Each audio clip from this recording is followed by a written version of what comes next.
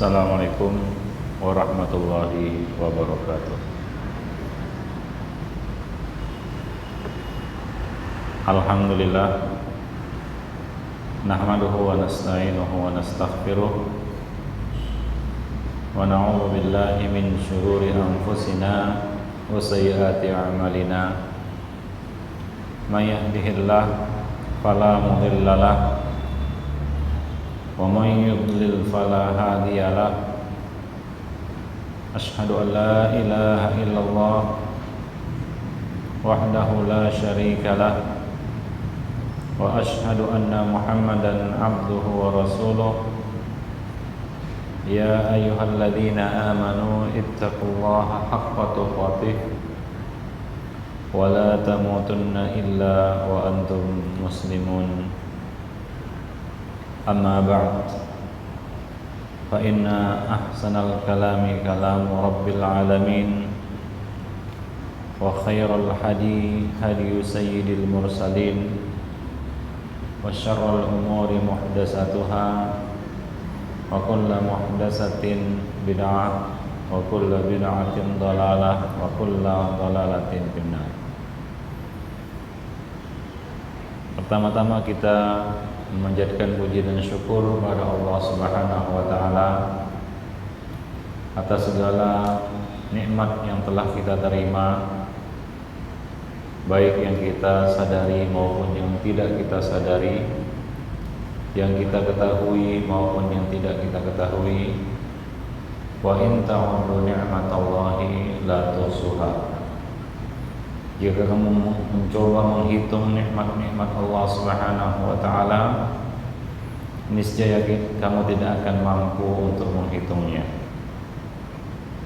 Salawat dan salam kita limpahkan untuk Nabi kita, junjungan kita, teladan kita, Nabi Muhammad sallallahu alaihi wasallam, yang telah menunjuki kita semua kepada agama yang hak, kepada nikmat Allah yang sangat agung yaitu Islam, dan juga memberikan kepada kita semua teladan yang baik.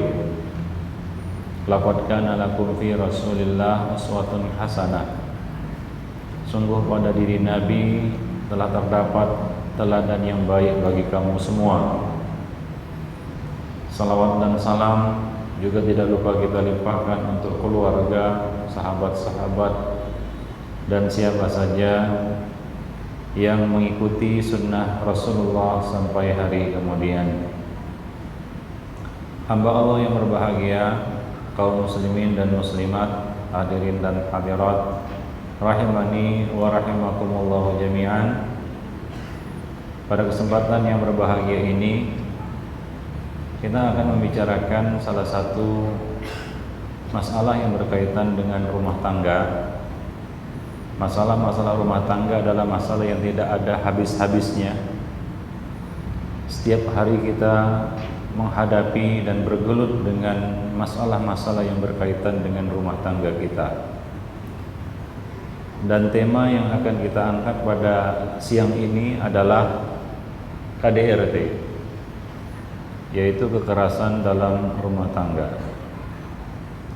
Kekerasan dalam rumah tangga sebenarnya memiliki banyak sekali bentuk dan berlaku secara umum, baik kekerasan yang dilakukan oleh seorang suami atau kekerasan terhadap istri, atau kekerasan seorang istri terhadap suami, kekerasan seorang ayah kepada anak-anaknya, kekerasan seorang ibu terhadap anak-anaknya.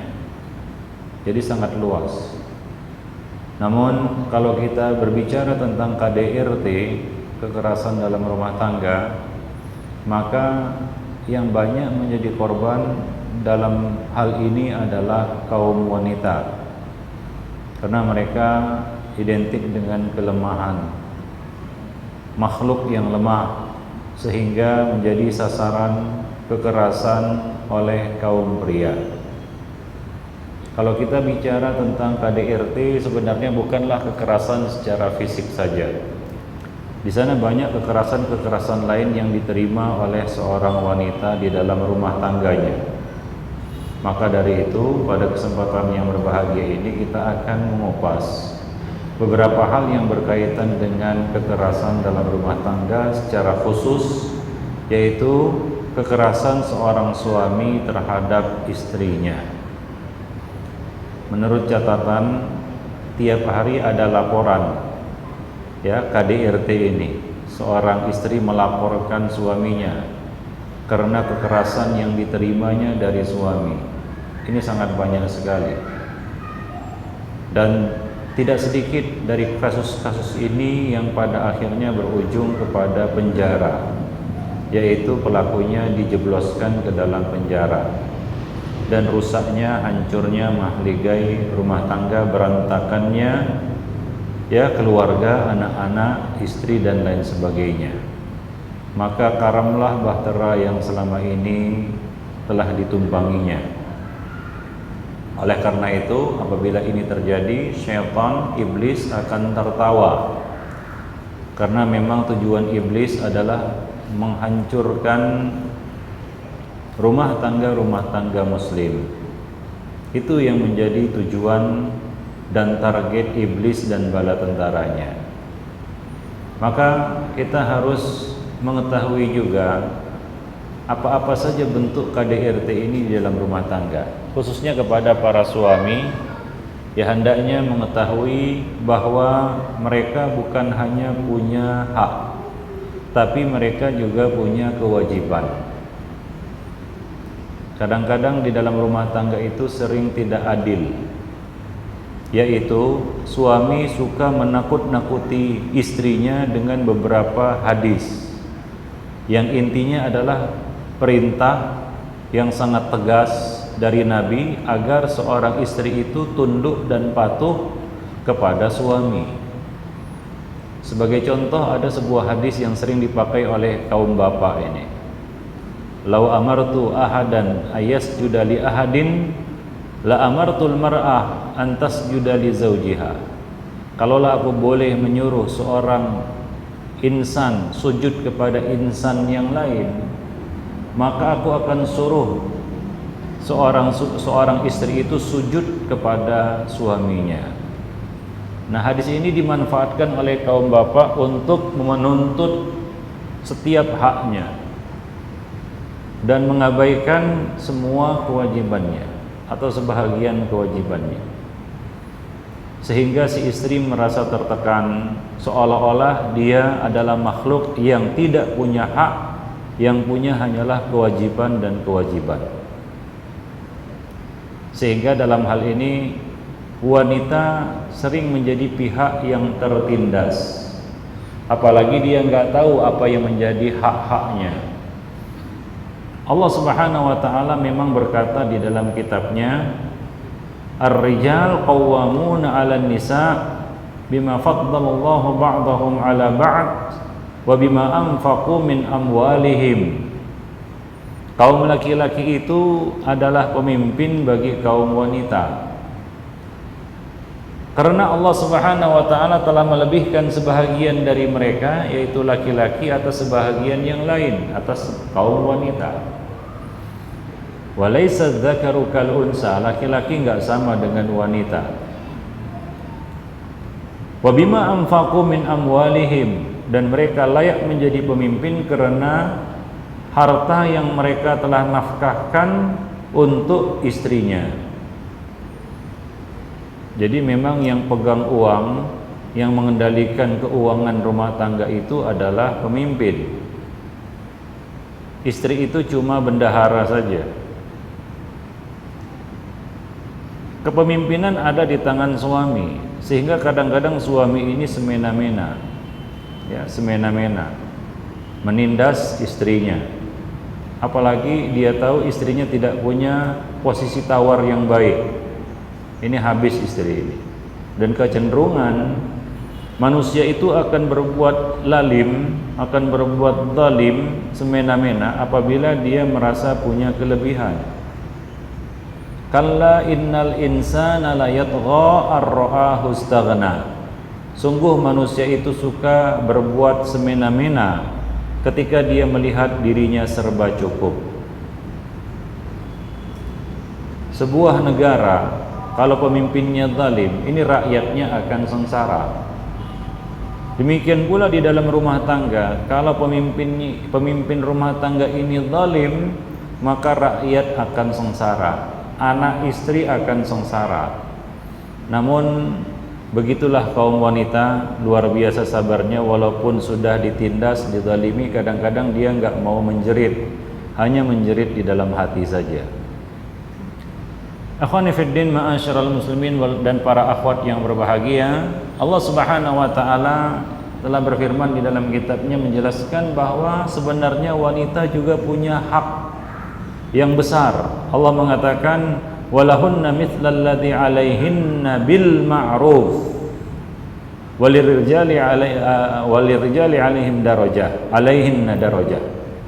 Dan para wanita itu punya hak yang seimbang dengan kewajiban yang telah dilakukannya dengan cara yang ma'ruf.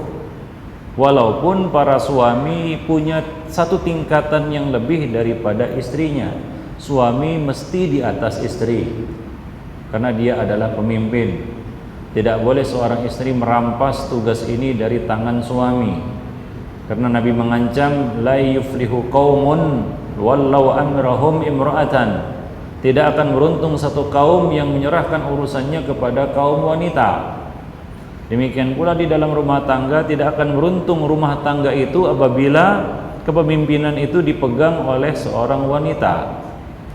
Maka kalau rumah tangga kita ingin aman, damai, sentosa, sebagaimana yang digambarkan di dalam Al-Quran, ya, keluarga yang sakinah, mawaddah dan rahmah, maka kita sebagai seorang wanita tidak boleh merampas tugas kepemimpinan ini, walau bagaimanapun kedudukan yang kita miliki.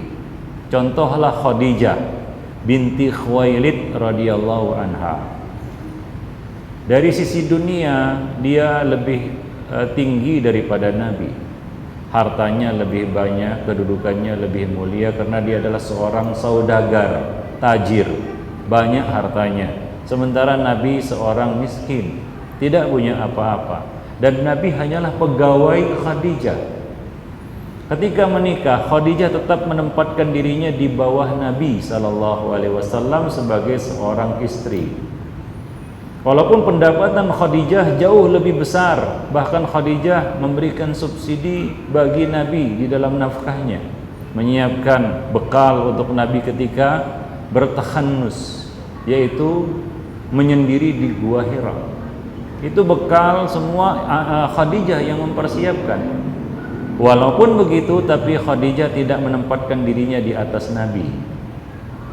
Nah, sekarang ini banyak para istri yang berkarir, punya pemasukan, punya pendapatan yang besar, lalu merampas kepemimpinan ini dari tangan suami. Ini tidak boleh. Ya, tetap kepemimpinan itu ada di tangan suami. Akan tetapi para wanita ini juga punya hak yang seimbang dengan kewajiban yang telah dilakukannya. Artinya hak seorang istri itu juga besar. Maka Nabi SAW mengingatkan kepada para suami, istausu bin nisa'i khairan. Aku berpesan kepada kamu agar kamu berbuat baik kepada kaum wanita. Fa innahunna awanun indakum, karena kaum wanita ini ibarat tawanan di tangan kamu. Seorang tawanan nasibnya berada di tangan orang yang menawannya. Kapan mau dibebaskan, kapan mau dikasih makan, ya, itu tergantung orang yang menangkapnya, yang menawannya. Begitulah kedudukan seorang istri di tangan suaminya. Maka seorang suami harus bertakwa kepada Allah di dalam memperlakukan istri-istrinya. Fattaqullaha fin nisa, bertakwalah kamu kepada Allah di dalam memperlakukan kaum wanita. Nabi SAW mengatakan dalam sebuah hadis, barang siapa yang diberi oleh Allah istri yang salehah, berarti Allah Subhanahu wa taala telah menurunkan pertolongan kepadanya, yaitu melengkapi separuh agamanya. Maka hendaklah dia bertakwa kepada Allah pada separuhnya lagi. Jadi punya istri yang salehah itu merupakan suatu aset modal yang sangat berharga di dalam hidup. Ad-dunya mata wa khairu mata'id dunya al-mar'atus salihah. Dunia ini penuh dengan kesenangan. Kesenangan yang paling besar di dunia ini adalah punya istri yang salehah. Oleh sebab itu, kalau kita punya istri yang salehah, ini harus kita jaga dan kita rawat baik-baik. Hak-haknya jangan dilupakan. Jangan kita menjadi seorang suami yang hanya bisa menuntut hak kita dan mengabaikan kewajiban-kewajiban kita terhadap istri kita. Ikhwani fiddin, ma'asyiral muslimin rahimani wa rahimakumullah jami'an.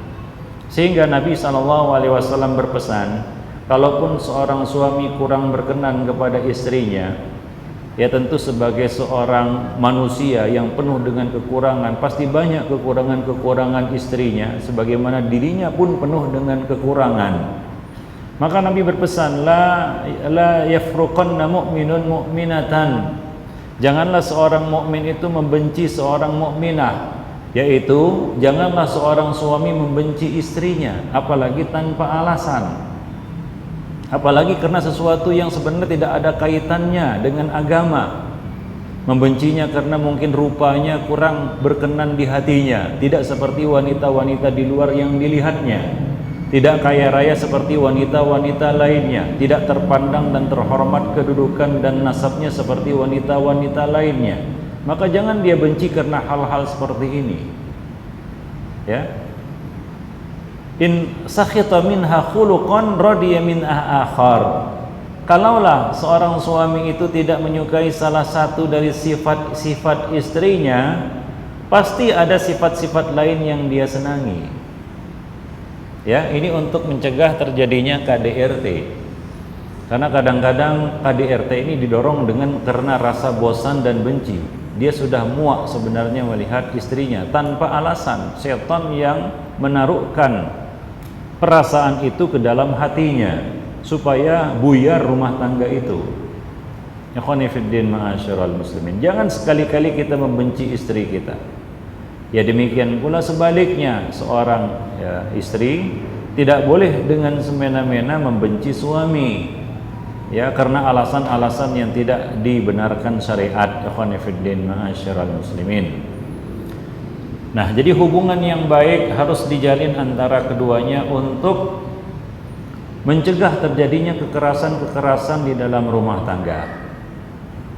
Nabi SAW mengatakan pentingnya akhlak yang baik, akhlak yang mulia di dalam bermuamalah kepada pasangan hidup kita.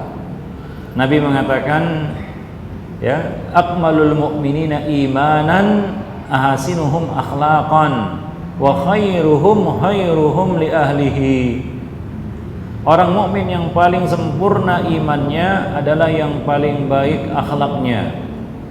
Jadi kebaikan akhlak itu berbanding lurus dengan iman kita.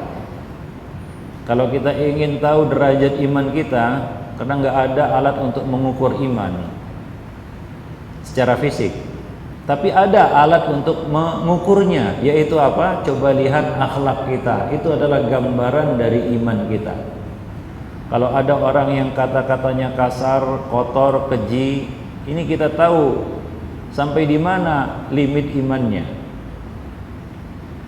Maka Nabi mengatakan orang yang paling sempurna imannya adalah yang paling baik akhlaknya.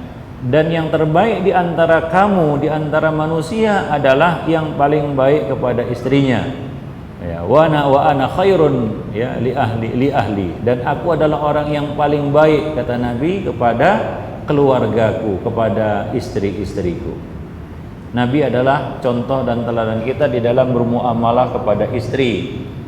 Nabi itu tidak pernah memukul tangannya kepada seorang wanita. Jadi Nabi tidak pernah memukul wanita, dan Nabi tidak pernah berkata-kata kasar kepada seorang wanita. Ya, tidak pernah beliau berkata kasar kepada seorang wanita, tidak pernah memukul kaum wanita. Laki-laki yang berani memukul wanita ini adalah laki-laki yang pengecut. Ya, dia berani memukul makhluk Allah yang lemah. Coba yang dia pukul laki-laki juga, beranikah dia? mungkin dia nggak akan berani melakukannya. Tapi karena ini adalah hamba Allah yang lemah, maka dengan mudahnya dia layangkan tangannya, dia pukul istrinya, dia sakiti istrinya. Ikhwani fiddin ma'asyiral muslimin rahimani wa rahimakumullah jami'an. Nabi juga mengatakan khairukum li ahlihi. Sebaik-baik kamu, orang yang paling baik di antara kamu adalah yang paling baik kepada keluarganya. Ya, yang paling baik kepada keluarga. Ikhwani fiddin ma'asyiral muslimin. Maka kalau ada orang yang paling berhak untuk mendapatkan perilaku dan akhlak yang baik dari kita, orang itu adalah pasangan hidup kita. Ya. Disebut pasangan hidup, memang kita hidup bersamanya. Ya, hidup bersamanya. Luar dalam kita tahu, sebagaimana dia juga tahu luar dalam kita. Itu pasangan hidup. Maka kalau ada orang yang paling berhak untuk mendapatkan perlakuan yang baik dari kita, itu adalah pasangan hidup kita. Orang itu adalah pasangan hidup kita. Ada sebahagian orang yang aneh. Saya katakan aneh kenapa? Kalau kepada orang lain luar biasa lemah lembutnya, tutur katanya, perilakunya lemah lembut, pokoknya santun sekali. Itu kepada orang lain. Begitu tiba di rumah kepada pasangan hidupnya, ketus, kasar, ya, tidak ada lembutnya, tidak ada santunnya, kata-katanya menyakitkan. Ada sebagian orang yang seperti ini. Saya tidak katakan hanya para suami ataupun para pria, para wanita juga ada yang seperti itu. Kalau sama kawan-kawannya luar biasa lembutnya, tapi kepada suaminya ketus sekali.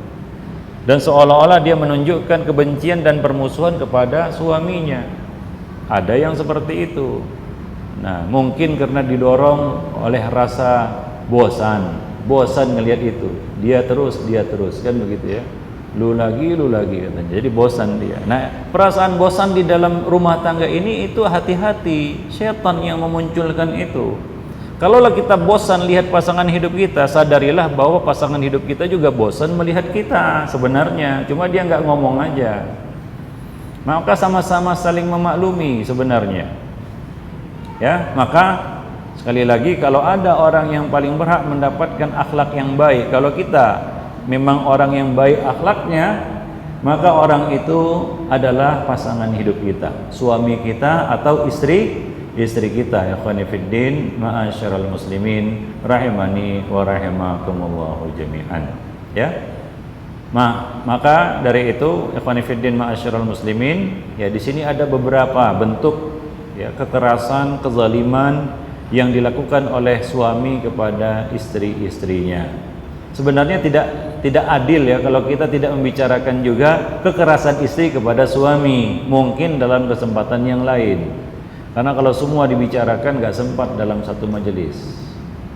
Yang pertama dulu, dan ini yang sering terjadi ya. Kenapa? Karena memang ya kelebihan yang Allah berikan kepada pria, kekuatan, ya, kemudian juga kekuasaan, ya, sehingga kadang-kadang hal ini mendorongnya untuk berbuat zalim kepada makhluk Allah yang lemah. Yang pertama adalah menghalangi istri untuk melihat anak-anaknya. Ini termasuk kekerasan ini di dalam rumah tangga. Hal ini terjadi apabila keduanya bercerai. Walaupun itu sudah mantan istri, namun dia punya hak terhadap anak-anaknya. Itu adalah anak-anaknya juga. Walaupun kita sudah bercerai dengan suami kita atau bercerai dengan istri kita itu, ya, dia tetap ibu bagi anak-anak kita. Maka tidak boleh seorang suami menghalangi mantan istrinya untuk melihat anak-anaknya. Ya, apalagi walaupun hak asuh berada di tangannya, menang dia di dalam perebutan hak asuh anak, hidonah. Dia tidak boleh menghalangi mantan istrinya itu untuk menjenguk melihat anak-anaknya. Karena tidak ada yang lebih menyakitkan hati daripada kita dihalangi dari buah hati kita. ya, itu sangat menyedihkan ya. Maka di antara bentuk kezaliman terhadap istri adalah menghalanginya untuk melihat buah hatinya itu. Rasulullah SAW mengatakan dalam sebuah hadis yang diriwayatkan oleh Abu Ayyub radhiyallahu anhu, ia mengatakan, aku mendengar sami'tu Rasulullah SAW yaqul, man farraqa bainal walidati min waladiha, barang siapa memisahkan seorang ibu dari anaknya, maka Allah Subhanahu wa taala akan memisahkannya dari orang-orang yang dicintainya nanti pada hari kiamat. Allah akan memisahkannya dari orang-orang yang dicintainya, dari ayah dan ibunya, dari saudara-saudaranya, bahkan dari pasangan hidup yang dicintainya, apabila dia memisahkan seorang ibu dari anaknya. Sabda Nabi ini sebenarnya disampaikan oleh Nabi berkaitan dengan para tawanan.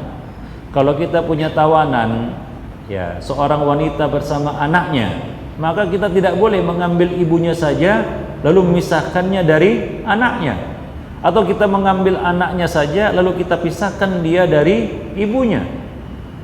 Ini sabda Nabi berkaitan dengan para tawanan. Maka kalau kita punya tawanan itu adalah seorang wanita bersama anaknya, ambil dua-duanya atau tinggalkan dua-duanya. Jangan dipisahkan antara keduanya. Nabi mengancam barang siapa yang memisahkan seorang ibu dari anaknya, maka Allah Subhanahu wa taala akan memisahkan dia dari orang-orang yang dia cintai pada hari kiamat nanti. Jikalau saja para tawanan diperlakukan seperti itu, tawanan punya hak seperti itu, maka wanita-wanita merdeka, mantan-mantan istri kita, ya, ibu-ibu dari anak-anak kita, itu lebih utama untuk diperlakukan seperti itu. Ya, pertengkaran antara kita dengan mantan istri kita itu janganlah mendorong kita untuk berbuat zalim, karena anak-anak ini juga akan tersiksa. Ya, mantan istri ada, mantan suami ada, tapi mantan ayah dan mantan ibu nggak ada, mantan anak nggak ada, karena itulah darah dagingnya. Akhwani fiddin ma'asyiral muslimin rahimani wa rahimakumullah jami'an, ya.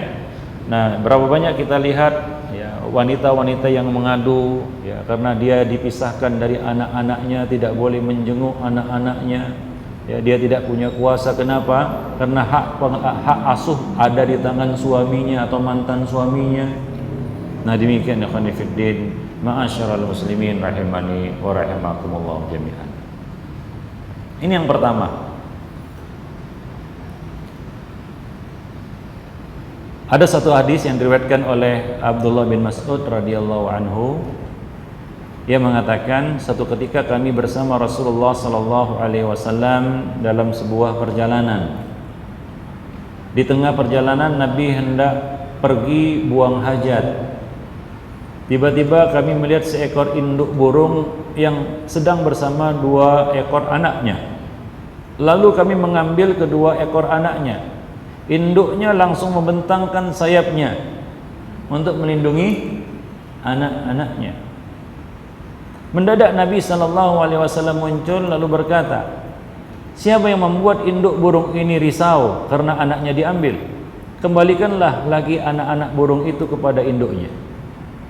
Coba lihat ikhwani fiddin, binatang saja itu kita nggak boleh memisahkan induk binatang itu dari anaknya. Itu binatang, apalagi manusia, karena itu adalah perbuatan yang paling kejam, memisahkan seorang dari anaknya ya ikhwani fiddin. Ya, sebenarnya ini juga berlaku sebaliknya. Kalau hak asuh ini ada di tangan ibunya, mantan istri kita, dia tidak boleh menghalangi kita untuk bertemu dengan anak-anak kita. Ya, para ibu juga kalau misalnya lah hak asuh ini ada di tangan kita, kita tidak boleh menghalangi bapaknya untuk melihat anaknya, mantan suami kita itu untuk melihat anak-anaknya. Ikhwani fiddin ma'asyiral muslimin rahimani wa rahimakumullah jami'an. Baik. Diriwayatkan dari Abdullah bin Amr radhiyallahu anhuma bahwa ada seorang perempuan mengatakan, wahai Rasulullah, sesungguhnya anakku ini akulah yang mengandungnya, aku yang menyusuinya, aku yang mengasuhnya, sedangkan ayahnya telah menceraikan diriku dan ingin merebutnya dari tanganku. Maka Nabi SAW mengatakan, kamu lebih berhak terhadap anakmu selama kamu belum menikah, yaitu kamu punya hak asuh yang lebih besar daripada suamimu atau mantan suamimu selama kamu belum menikah lagi. Ikhwani fiddin, ma'asyiral muslimin rahimani wa. Dalam Islam, ya, anak itu diberi hak untuk memilih pada saat usia mereka 7 tahun. Ya, apabila mereka sudah berusia 7 tahun, maka mereka diminta untuk memilih salah satu dari kedua orang tuanya, ikut ayah atau ikut ibunya. Demikian ikhwan fillah. Ikut siapapun dia, tidak boleh kita halangi dia dari orang tuanya. Itu yang pertama ikhwan fillah. Yang kedua, termasuk KDRT adalah menghentikan pemberian nafkahnya, yaitu tidak menafkahi istri. Ya, kalau kita waktu akad nikah baca sighah talak, ya, itu 6 bulan ya, tidak dinafkahi, maka istri boleh menggugat, yaitu menggugat cerai. Nafkah ini adalah kewajiban seorang suami. Itulah kewajibannya. Kewajiban utamanya adalah mencari nafkah.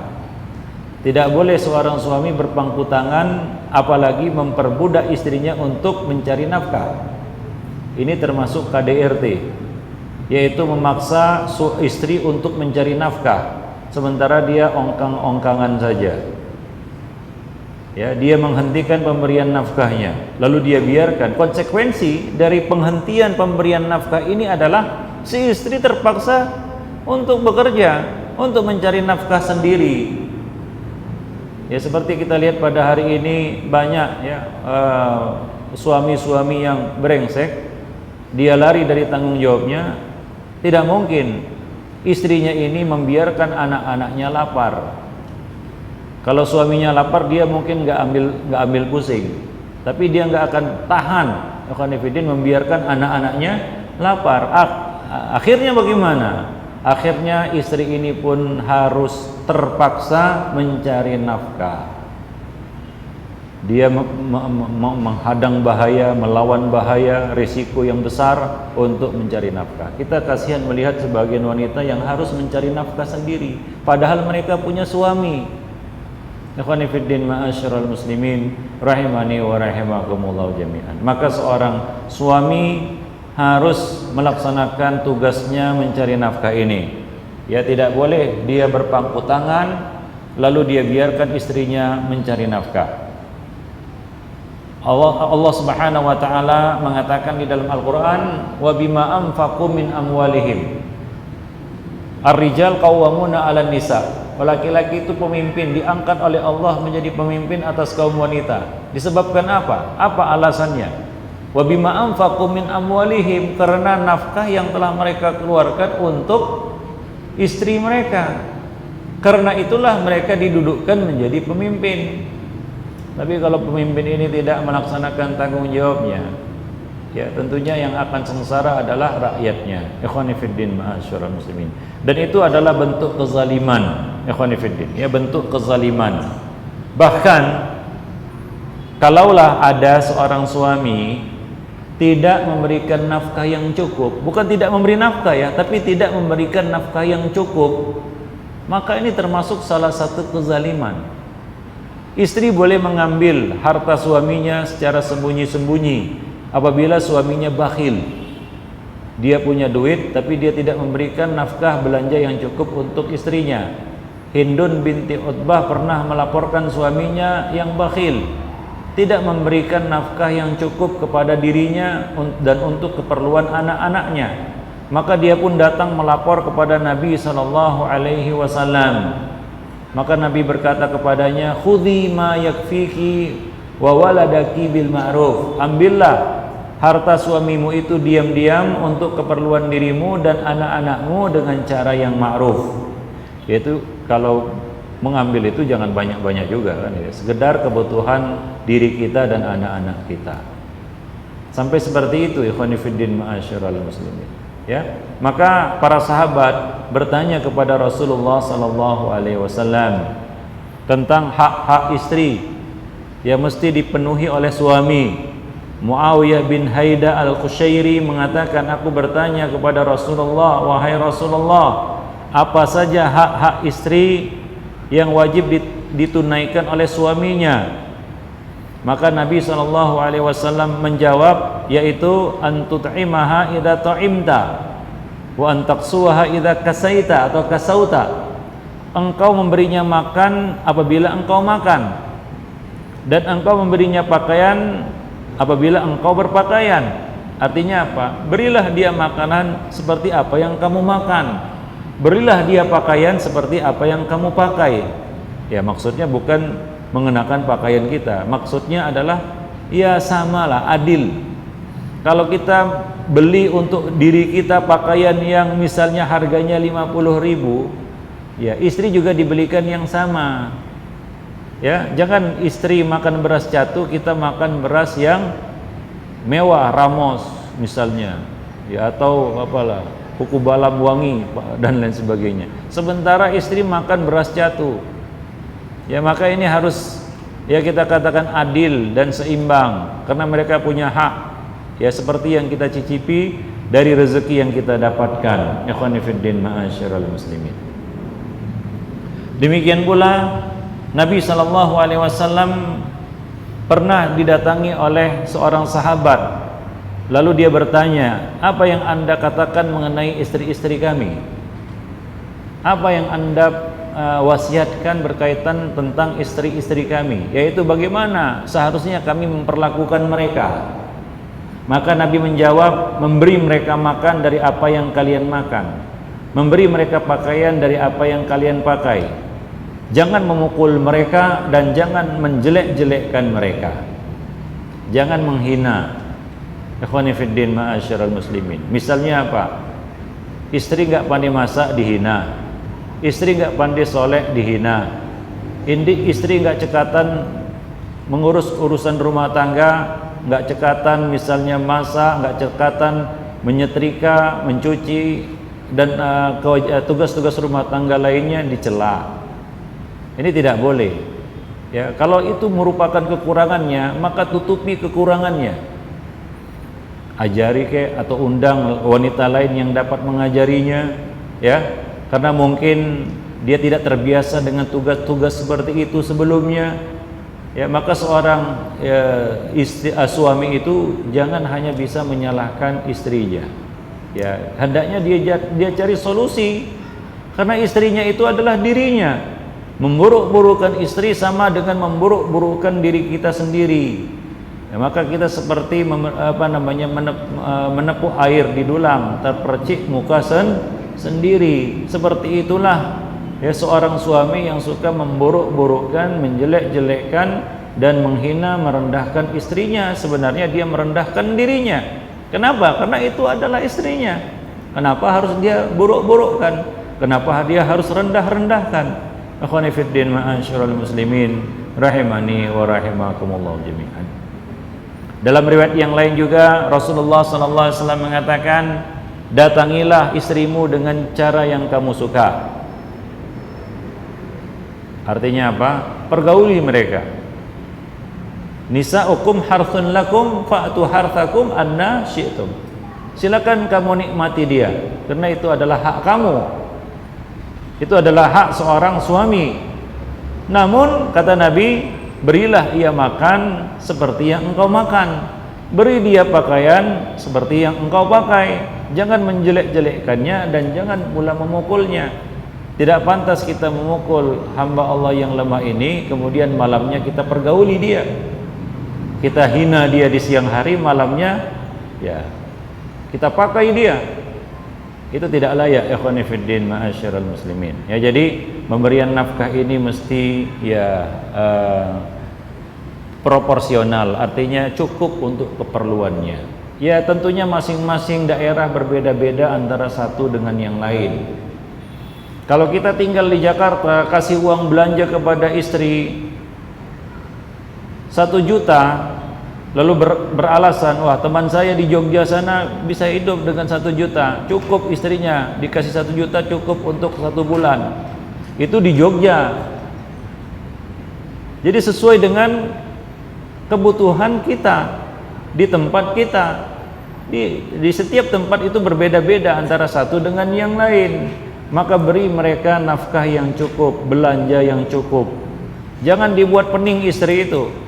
Ini ya, Dek, uang belanja 1,5 bulan 500.000. Pening istri itu, terpaksalah ngutang di warung. Kalau istri ngutang di warung, yang dikejar-kejar bukan suami, si istri yang dikejar-kejar. Ikhwani fiddin ma'asyiral muslim. Maka berusaha, itu sudah merupakan risiko seorang laki-laki, yaitu apa? Mencari nafkah untuk istrinya. Kalau perlu kaki di atas, kepala di bawah. Itu memang tugas mereka, dan mereka akan mendapatkan sesuatu yang setimpal, yaitu pelayanan dari istrinya. Ikhwani fiddin ma'asyiral. Demikianlah ya, saling isi mengisi di dalam rumah tangga.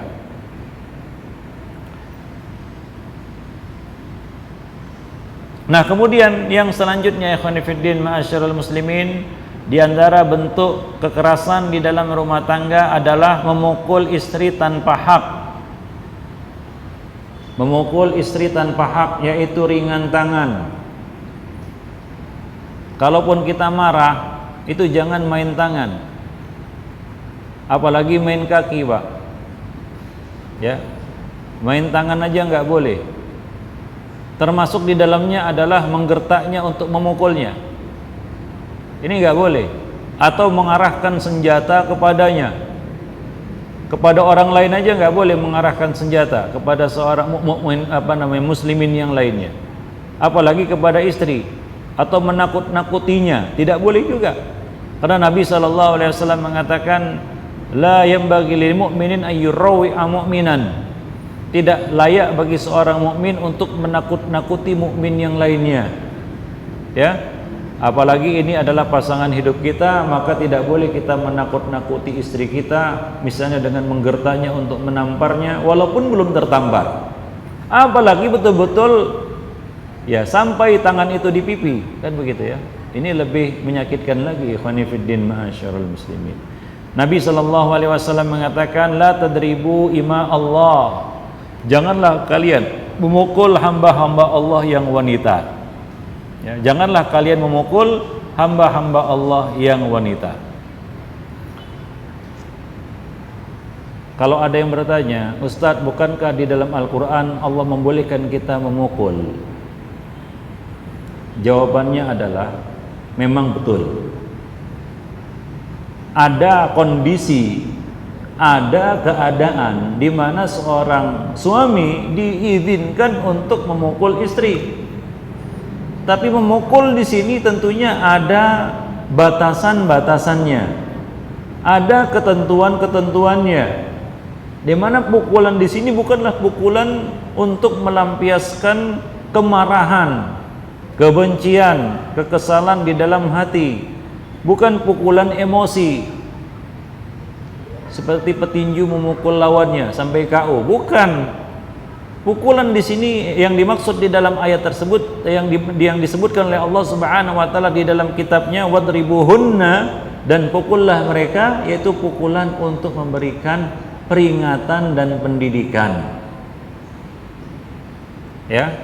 Para ulama salaf memberikan contoh, yaitu dengan tusukan pada bahunya. Ya, tepukan pada bahunya. Jadi bukan dipukul wajahnya. Karena bagaimanapun kita tidak boleh memukul wajah. Jangankan istri, musuh sekalipun tidak boleh dipukul wajahnya. La tadribil wajah. Jangan kamu memukul wajah. Secara umum nggak boleh memukul wajah, baik itu latihan apapun bentuknya. Kalau kita latihan bela diri, itu nggak boleh memukul wajah.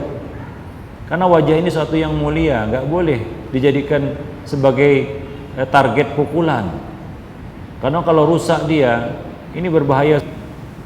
Di situ ada hal-hal ataupun bagian-bagian organ-organ tubuh yang penting di kepala itu.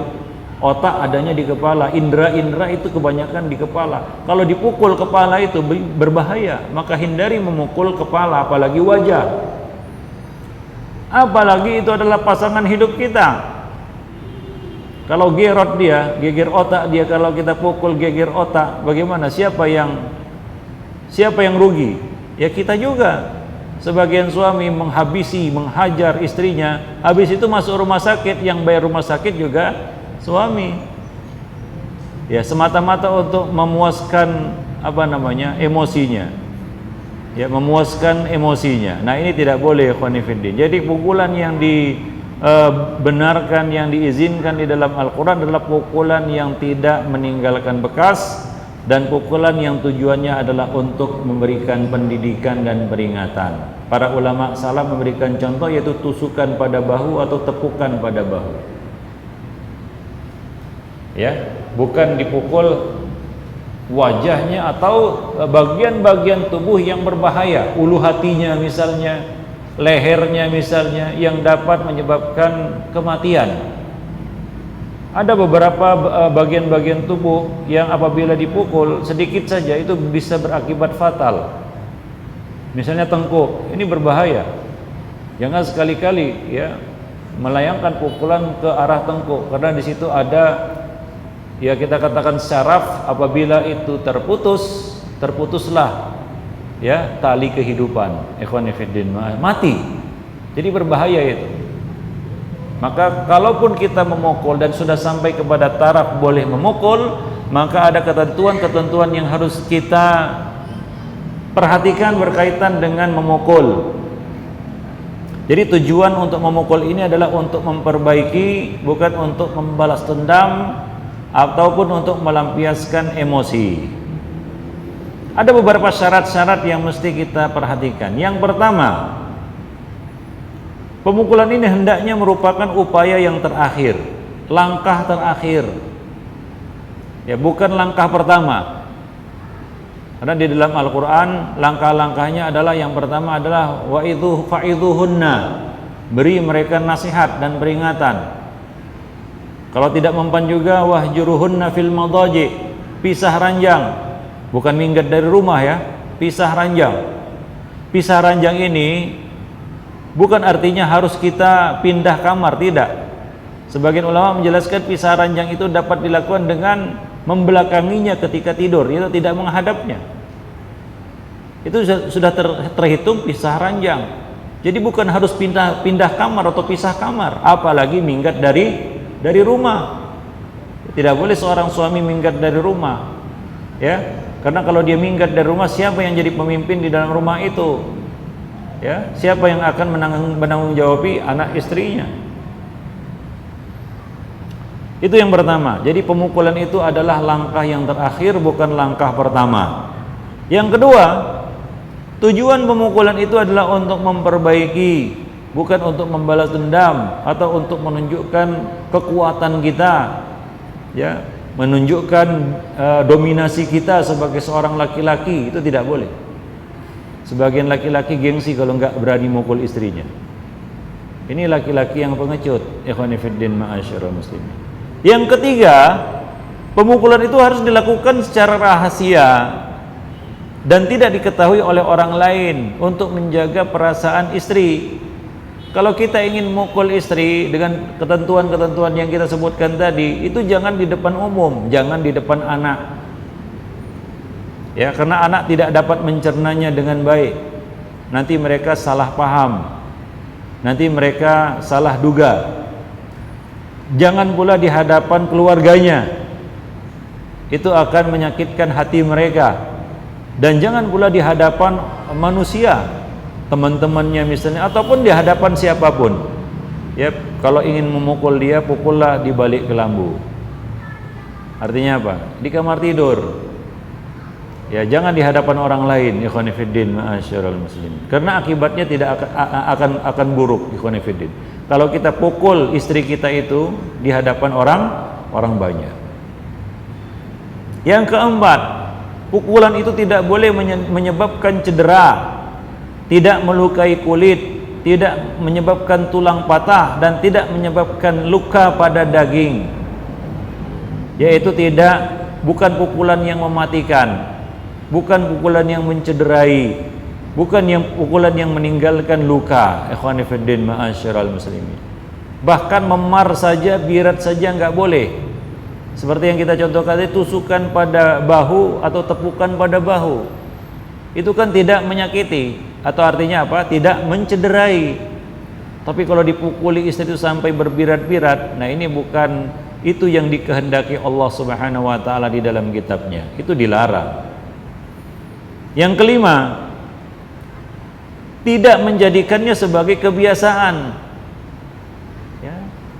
Nabi, ayat itu diturunkan kepada Nabi, dan Nabi pernah bermasalah dengan istri-istri beliau, ya, tapi tidak sampai kepada taraf memukul. Nabi tidak pernah memukul kaum wanita, walaupun itu dibolehkan. Nah, sebagian suami ini ada yang hawanya itu mau memukul istri, ya, nasihat baru sekali, ya, pisah ranjang pun baru semalam, tahu-tahunya tiba-tiba sudah masuk kepada langkah yang ketiga, yaitu memukul istri. Karena memang hawanya itu ingin mukul istri. Ini salah. Banyak suami-suami yang seperti itu, lalu beralasan, Ustadz, bukankah boleh memukul istri kalau sudah gak bisa dinasihati, ya, pisah ranjang pun sudah. Kadang-kadang kepada suami-suami seperti ini saya sering balik bertanya, memangnya dinasihati sudah berapa kali? Baru 1 kali katanya. Memangnya pisah ranjang sudah berapa lama? Baru 1 malam katanya. Tahu-tahu tiba-tiba sudah sampai kepada langkah yang ketiga, yaitu dia pukul istrinya. Nah, ini salah. Ikhwani fiddin ma'asyiral muslimin rahimani wa rahimakumullah. Nabi menasihati istri tidak 1 kali. Bahkan Nabi menjauhi mereka pisah ranjang 1 bulan. Pernah Nabi kesal terhadap istri-istri beliau hingga menjauhi mereka selama 1 bulan pisah ranjang. Ini baru 1 malam, besok-besoknya sudah dipukuli istrinya. Ini salah, ikhwan fillah ma'asyiral. Dan Nabi tidak pernah sampai kepada langkah yang ketiga sepanjang hidupnya. Ya, walaupun itu dibolehkan di dalam Al-Qur'an, yaitu apa? Memukul, tapi Nabi tidak pernah sampai pada tahap yang ketiga ini. Nah, sebagian suami ada yang memang inginnya itu sampai kepada tahap yang ketiga ini, yaitu memukul istri. Ikhwani fiddin ma'asyiral muslimin. Jadi tidak boleh menjadikan pukulan ini sebagai satu kebiasaan. Kemudian yang keenam adalah menghindari pemukulan di wajah. Tidak boleh memukul wajah apapun alasannya. Ya, tidak boleh memukul wajah apapun alasannya. Yang ketujuh adalah pemukulan cukup dilakukan dengan menekan dada atau menepuk punggung atau semisalnya, bukan dengan cara meluapkannya seperti seekor singa buas yang akan menerkam mangsanya. Jadi tepukan pada punggung, tekanan pada dada, jadi hal-hal yang tidak ekstrim. Ikhwan fillah ma'asyiral muslimin rahimani wa rahim. Itulah dia beberapa ketentuan-ketentuan memukul di dalam Islam. Ya, maka Nabi berpesan tadi dalam satu riwayat yang dikeluarkan oleh Iyas bin Abdullah bin Abi Zubab, Nabi mengatakan, la tatribu ima Allah, janganlah kalian pukul hamba-hamba Allah yang wanita. Tidak berapa lama kemudian Umar ibn al-Khattab menemui Rasulullah sallallahu alaihi wasallam dan berkata, ya Rasulullah, para istri sudah berani melawan suami-suami mereka. Nah, inilah dia penyakit manusia. Ya, ketika peringatan ini ditujukan kepada laki-laki, itu perempuan yang mengambil manfaat. Haji mumpung, ini, gak boleh dia mau. Ketika suaminya mau marah, pakai jurus juga. Bertakwalah kamu dalam memperlakukan kaum wanita, katanya. Nah, seperti itu juga yang terjadi di zaman Nabi. Ketika Nabi memperingatkan para suami, janganlah kalian memukul hamba-hamba Allah yang wanita, tiba-tiba wanita ini memanfaatkan sabda Nabi tersebut. Apa yang mereka lakukan? Mereka berani melawan durhaka kepada suami-suami mereka. Hingga Umar bin Khattab melapor, ya Rasulullah, para istri sekarang sudah berani melawan suami-suami mereka. Sebelumnya enggak. Tapi begitu peringatan ditujukan kepada para suami, ya, seolah-olah suami disudutkan, maka bagaimana? Kaum wanita ini pun berulah. Maka Rasulullah SAW kemudian memberikan keringanan untuk memukul para istri. Nah, ini juga dimanfaatkan oleh kaum pria. Ini penyakit manusia ini memang ya, kelemahan manusia. Nah, maka bagaimana ketika Rasulullah memberikan keringanan untuk memukul para wanita, yaitu istri-istri mereka, berdatanganlah para wanita kepada Rasulullah sallallahu alaihi wasallam. Ya, para wanita itu berdatangan menemui Rasulullah, mengeluhkan, mengadukan suami-suami mereka yang mudah memukul mereka. Maka melihat hal itu, Nabi sallallahu alaihi wasallam mengatakan, sesungguhnya keluarga Muhammad telah didatangi oleh para istri yang mengadukan suami-suami mereka. Para suami itu bukanlah orang-orang yang baik di antara kalian. Walaysa haula'i bi khiyarikum, kata Nabi. Suami-suami seperti ini bukanlah orang-orang yang terbaik di antara kamu. Ya, sekali lagi ikhwan fillah ma'asyiral muslimin, ya, janganlah sekali-kali kita ya mudah memukul ya pasangan hidup kita ini, ya. Nah, demikian ya. Jadi ini termasuk salah satu di antara bentuk kekerasan di dalam rumah tangga. Nah, kemudian yang berikutnya ikhwan fillah, yang keempat, di antara bentuk kekerasan di dalam rumah tangga adalah minggat dari rumah. Suami yang minggat dari rumah. Ya, kalau sebagian orang yang mengatakan yang tabu minggat dari rumah itu istri. Ya. Kalau suami minggat dari rumah itu nggak apa-apa. Ini salah. Seorang suami tidak boleh minggat dari rumahnya, apapun alasannya. Nabi tidak pernah minggat dari rumah. Beliau ketika menjauhi istri beliau tetap di rumah, tapi beliau mengambil ruangan yang lain. Ya. Bukan minggat dari rumah, pergi dari rumah entah nggak tahu entah kemana perginya. Ini nggak boleh ikhwan fillah, menelantarkan anak dan istri seperti itu. Ya, jadi kalaupun kita melakukan tahapan yang kedua, yaitu pisah ranjang, wahjurhunna fil madaji, ya jauhilah mereka dari ranjang-ranjang kamu, pisah ranjang, itu tidak boleh kita minggat dari rumah kita. Seolah-olah kita ingin melepaskan tanggung jawab kita. Karena anak dan istri kita ini adalah rakyat kita, di bawah kepemimpinan kita. Apakah mungkin presiden satu negara karena kesal sama rakyatnya minggat dia? Tiba-tiba nggak ada di istana presidennya, entah kemana, bingung rakyatnya, bisa hancur negara itu. Demikian pula di dalam rumah tangga. Betapa bingung seorang istri apabila dia kehilangan suaminya, tidak diketahui kemana perginya. Ya, mungkin suami ini kesal sama istrinya. Bagaimanapun kesalnya Pak sama istri, itu nggak boleh kita tinggalkan dia. Ya, tidak boleh kita minggat dari rumah. Wallahu a'lam bissawab. Jadi ini cara yang salah. Ya, walaupun ya kita boleh ya memberikan teguran dalam bentuk al-hajru fil madaji', pisah ranjang, namun kita tidak boleh meninggalkan rumah kita. Karena kalau ada apa-apa yang terjadi pada rumah itu, yang bertanggung jawab itu bukan siapa-siapa, yang bertanggung jawab itu adalah suami. Ya, kalau ada apa-apa misalnya terjadi di dalam rumah itu, ketika suami minggat dari rumah, tidak ada di rumah, ya, tidak diketahui kemana juntrungnya, kemana perginya, maka yang bertanggung jawab di hadapan Allah Subhanahu wa taala adalah ya si suami ini. Maka Nabi sallallahu alaihi wasallam mengatakan ya, ketika ditanya apa hak seorang istri dari suaminya, maka Nabi sallallahu alaihi wasallam mengatakan antut'imaha ayut'imaha idza ta'im. Ya, yaitu memberinya makan jika ia makan, memberikannya pakaian ketika ia berpakaian, tidak memukul wajahnya, tidak menjelek-jelekkannya, dan tidak memboikotnya, ya, kecuali di dalam rumah. Illa fil bait wala yahjuruhunna illa fil bait.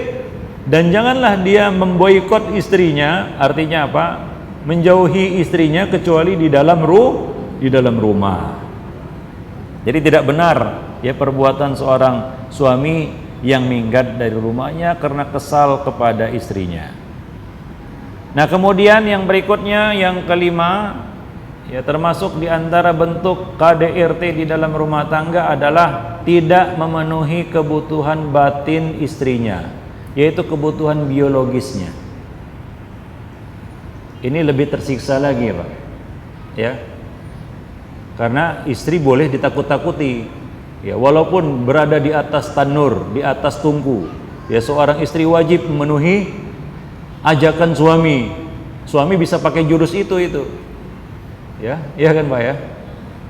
Ya, walaupun istri itu berada di atas tungku, ya, dia yang dilaknat oleh malaikat sampai pagi kalau dia tidak mau memenuhi ajakan suami. Bahkan itu merupakan hak suami yang paling besar, kewajiban istri yang paling besar, yang paling penting, yaitu melayani dan memenuhi kebutuhan biologis suaminya. Namun bagaimana kalau sebaliknya, istri yang minta tapi suami emoh, suami macam nggak mau tahu, bukan karena sakit. Kalau sakit ya udahlah, kan begitu ya, terimalah takdir itu. Tapi kalau nggak ada angin, nggak ada hujan, nggak ada sebab, ya, suami cuma nggak selera saja lihat istrinya, lalu tidak menggaulinya dalam waktu yang lama, ini nggak dibenarkan.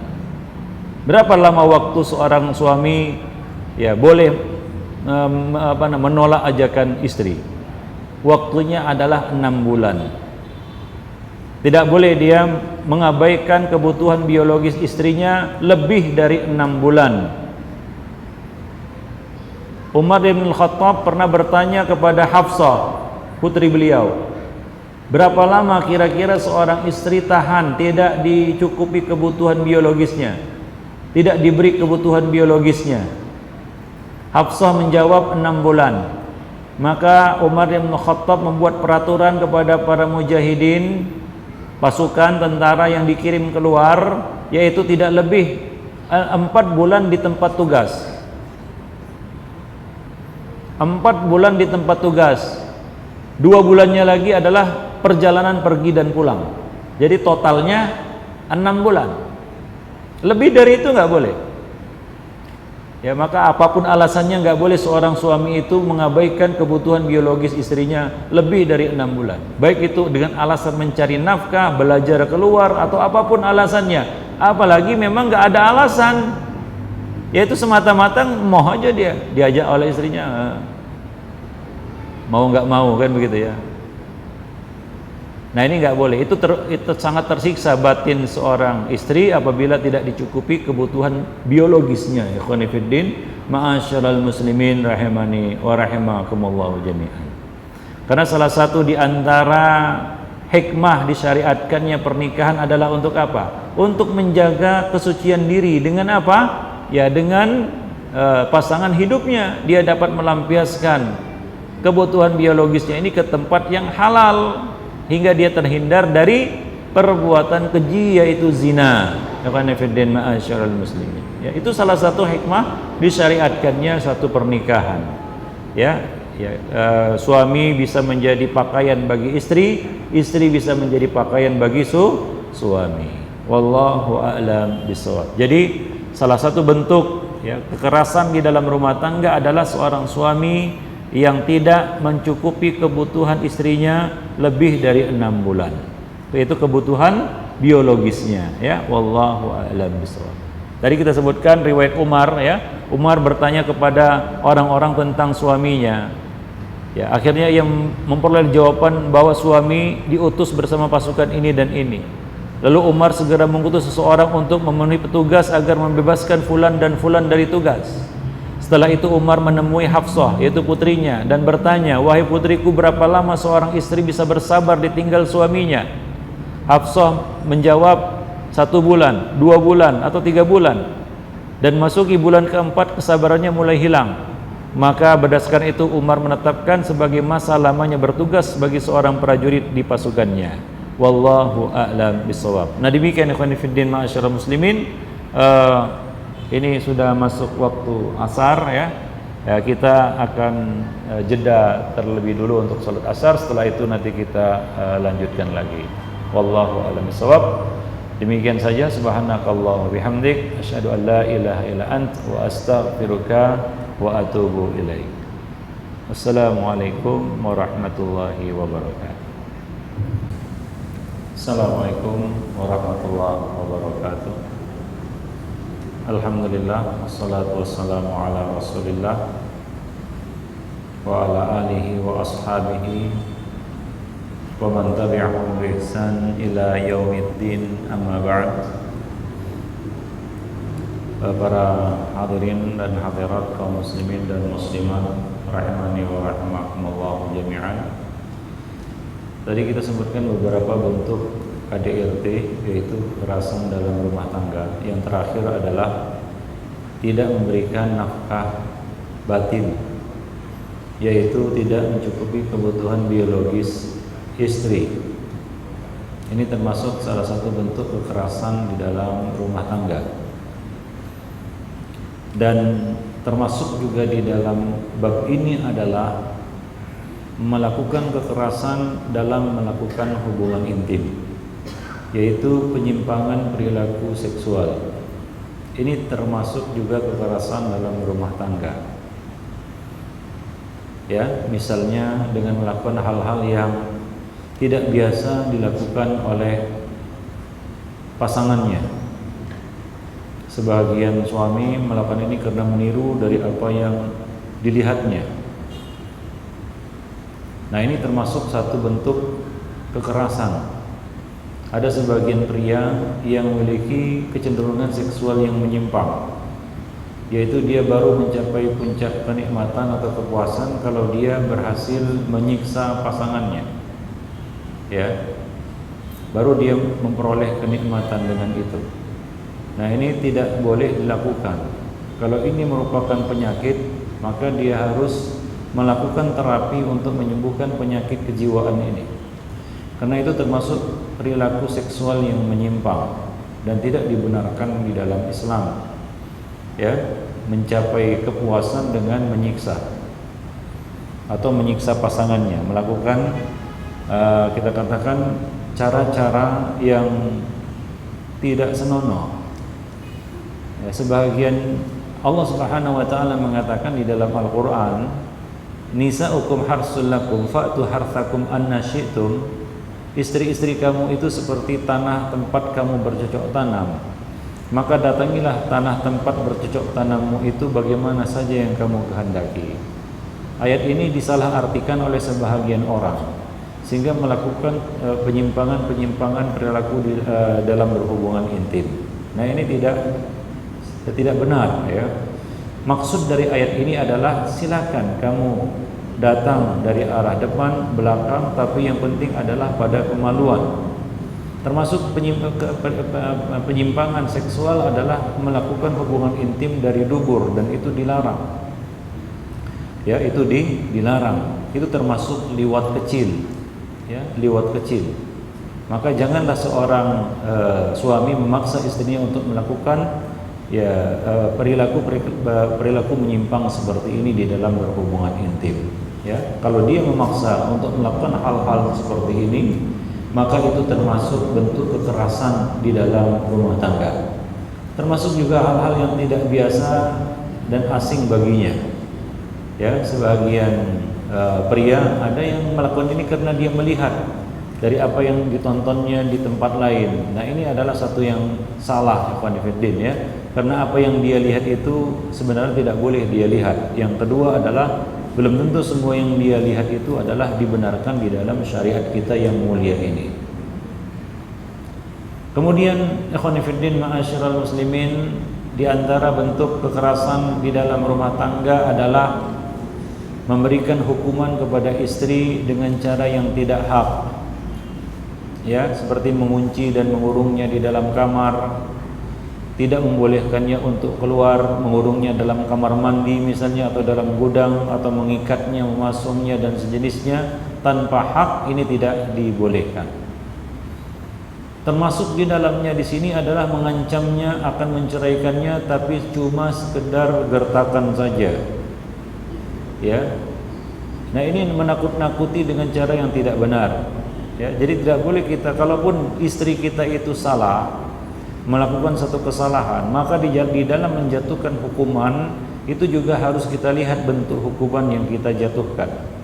Jangan itu hukuman yang menimbulkan kita katakan dampak yang buruk dan negatif terhadap psikologinya ataupun kejiwaannya. Ya, jadi tidak boleh menjatuhkan hukuman kalaupun dia berhak untuk dihukum dengan cara-cara yang tidak hak. Ikhwani fiddin ma'asyiral muslimin, ya. Nah, kemudian di antara bentuk kekerasan di dalam rumah tangga berikutnya adalah tidak bersikap adil di antara para istri. Nah, ini berkaitan dengan para suami yang melakukan poligami, yaitu menikahi lebih dari satu istri, yaitu dia tidak memberikan keadilan kepada istri-istrinya di dalam pembagian giliran maupun pemberian nafkah. Sebagian suami melakukan ini melangkah kepada tahapan rumah tangga seperti ini, modalnya bukanlah modal yang cukup, tapi modalnya modal nekat.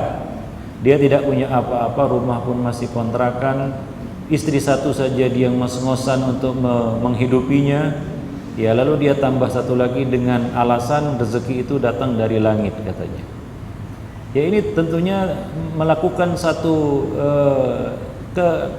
pekerjaan yang dia nggak tahu kadarnya, yang dia tidak tahu apakah dia mampu untuk melakukannya atau tidak. Ya, karena Allah Subhanahu wa taala membolehkan poligami ini dengan catatan, yaitu dia ataupun laki-laki ini punya kemampuan untuk melakukannya. Kalau dia tidak mampu memberikan nafkah yang cukup kepada istri-istrinya, berikut anak-anaknya, ya. Karena banyak orang-orang ini sekarang ini gali lubang tutup lubang. Dia nikah lagi sementara yang pertama ditelantarkan. Yang ditelantarkan bukan hanya istri tua, tapi juga berikut anak-anaknya. Sehingga hancur leburlah rumah tangga itu. Ikhwani fiddin ma'asyiral muslimin. Yang dari yang pertama tidak dapat kebahagiaan, yang kedua apalagi. Nah, kalau seperti ini tujuan berpoligaminya ini tidak sesuai dengan sunnah Rasulullah sallallahu alaihi wasallam. Maka siapapun yang melangkah kepada jenjang ini, ya, tanyakan kepada diri sendiri, mau berpoligami itu ingin masuk surga atau masuk neraka. Karena jangan sampai ingin mengerjakan sesuatu yang sunnah, akhirnya kita jatuh dalam kezaliman demi kezaliman, ya, tanpa kita sadari kita menzalimi orang lain, menzalimi istri kita yang pertama maupun yang kedua, yang ketiga ataupun yang keempat. Maka Rasulullah SAW memberikan ancaman, barang siapa yang punya dua istri lalu dia tidak berlaku adil, ya, kepada salah satu di antara keduanya, ya, maka pada hari kiamat nanti dia akan datang dalam keadaan separuh badannya timpang sebelah. Maksud dari hadis ini timpang sebelah itu adalah tidak sinkron antara kanan dan kiri. Mata kanan di atas, mata kiri di bawah. Mulut sebelah kanan di atas, mulut sebelah kiri di bawah. Seperti itu keadaannya nanti dibangkitkan pada hari kiamat, ya, dalam keadaan yang buruk. Ini adalah satu bentuk kita katakan adab, ya, dan siksa, ya, kepada siapa saja yang tidak berlaku adil kepada istri-istrinya. Maka bagi yang melangkah kepada poligami ini hendaknya dia mampu dan memastikan diri bisa berlaku adil kepada istri-istrinya. Maka ayat di dalam Al-Quran pun mengatakan fa in khiftum alla ta'dilu fawahidah. Jika kamu merasa khawatir tidak mampu berlaku adil, maka fawahidah, maka cukuplah satu saja. Kalau tidak mampu dua, maka jangan memaksakan diri. Kadang-kadang sebahagian laki-laki suami melangkah, ya, menikah lagi itu karena dipanas-panasi oleh teman-temannya. Sementara dia termasuk orang yang tidak mampu. Jangankan dua istri, satu istri saja nggak mampu. Bahkan kemampuannya mungkin setengah istri, bukan satu istri lagi. Ya, yaitu dia tidak mampu memang. Hidup miskin pas-pasan. Itu pun kalau dapat rezeki. Kalau enggak, anak dan istrinya kelaparan.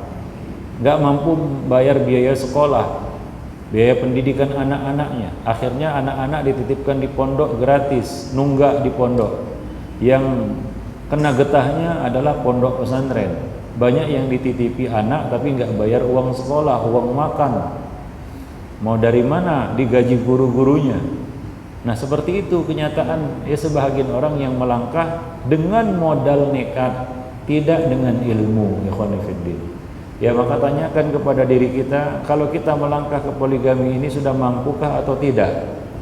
Ya, apakah kita tergolong orang yang mampu untuk memberikan nafkah yang cukup kepada istri-istri kita atau tidak? Nah, karena kalau kita tidak mampu akan cenderung kita menzalimi salah satu dari keduanya. Itu kalau kita tidak mampu. Ya, pasti akan jatuh dalam kezaliman. Kalau enggak istri yang pertama, ya kedua. Kalau enggak istri-istri ini terzalimi, anak-anak yang akan jadi korban. Ikhwani fiddin wa asyiral muslimin rahimani wa rahimakumullah jami'an. Ya, sebagian orang berdalih, saya ingin mengamalkan sunnah, tapi tidak sepenuhnya jujur ucapannya itu. Kalau dia betul-betul ingin mengamalkan sunnah, amalkan sunnah itu dengan petunjuk sunnah, bukan dengan hawa nafsu. Ikhwani fiddin ma'asyiral muslimin. Kemudian bentuk kekerasan di dalam rumah tangga berikutnya adalah melakukan intimidasi, teror, supaya dia dapat bebas lepas dari istrinya. Ya, dia mau menceraikan istri juga nggak berani, lalu dia buat ulah, dia buat istrinya ini jengkel, marah, ya, dengan melakukan misalnya dia melakukan hal-hal yang membuat marah istrinya, menyakiti jiwa istrinya. Misalnya dia selama ini lemah lembut, tutur katanya sekarang berubah menjadi ketus, ya, kemudian juga sikapnya menjadi kasar. Tujuannya adalah untuk agar si istri ini nggak betah lagi bersama dirinya, dan memang itu tujuannya. Sebagian suami melakukan siasat buruk seperti ini agar dia bisa lepas dari istrinya, agar dia bisa bebas dari istrinya, supaya yang menuntut untuk pisah itu adalah istrinya, bukan dia. Hingga kesalahan nanti akan ditimpakan kepada istri. Ya, kamu kan yang minta cerai, kamu kan yang nuntut khulu. Ya, sementara sebab musababnya, pangkal masalahnya sebenarnya dari dirinya. Dia yang memancing-mancing itu. Ya, nah kita tidak boleh melakukan siasat kotor seperti ini. Ikhwani fiddin ma'asyiral muslimin rahimani wa rahimakumullah jami'an. Ini artinya menyelesaikan masalah dengan masalah yang lebih besar. Ya, ingin menyelesaikan masalah dengan masalah yang lebih besar. Wallahu a'lam bishawab. Nah, kemudian bentuk selanjutnya yang masuk dalam kategori KDRT, ikhwani fiddin ma'asyiral muslimin rahimani wa rahimakumullah jami'an, adalah menghalangi mantan istri kita untuk menyusui anaknya. Dalam hal ini, kalau si ibu tidak mau menyusui anaknya, si ayah berkewajiban mencarikan ibu susu yang lain atau mencukupi kebutuhan ASI ataupun susu anaknya, misalnya dengan susu hewani, ya, nabati atau apapun dia. Kalau ibunya tidak mau, menolak, enggan ataupun tidak bersedia untuk menyusui anaknya, tapi kalau si ibu ini ingin menyusui anaknya ketika bercerai ataupun berpisah, lalu si ayah melarangnya, nah ini tidak dibenarkan, karena ibu paling berhak, orang yang paling berhak untuk menyusui anaknya yaitu ibu kandungnya. Ikhwani fiddin ma'asyiral muslimin rahimani wa rahimakumullah jami'an. Kemudian bentuk kekerasan rumah tangga berikutnya adalah menguasai harta istri. Ya, menguasai harta istri tanpa hak. Di dalam rumah tangga harus dipisahkan, ada harta istri, ada harta suami.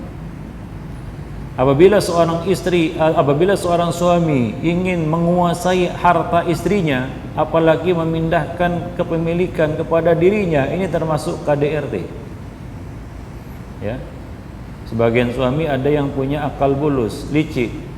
Tahu dia itu adalah harta bukan harta dia, harta istrinya.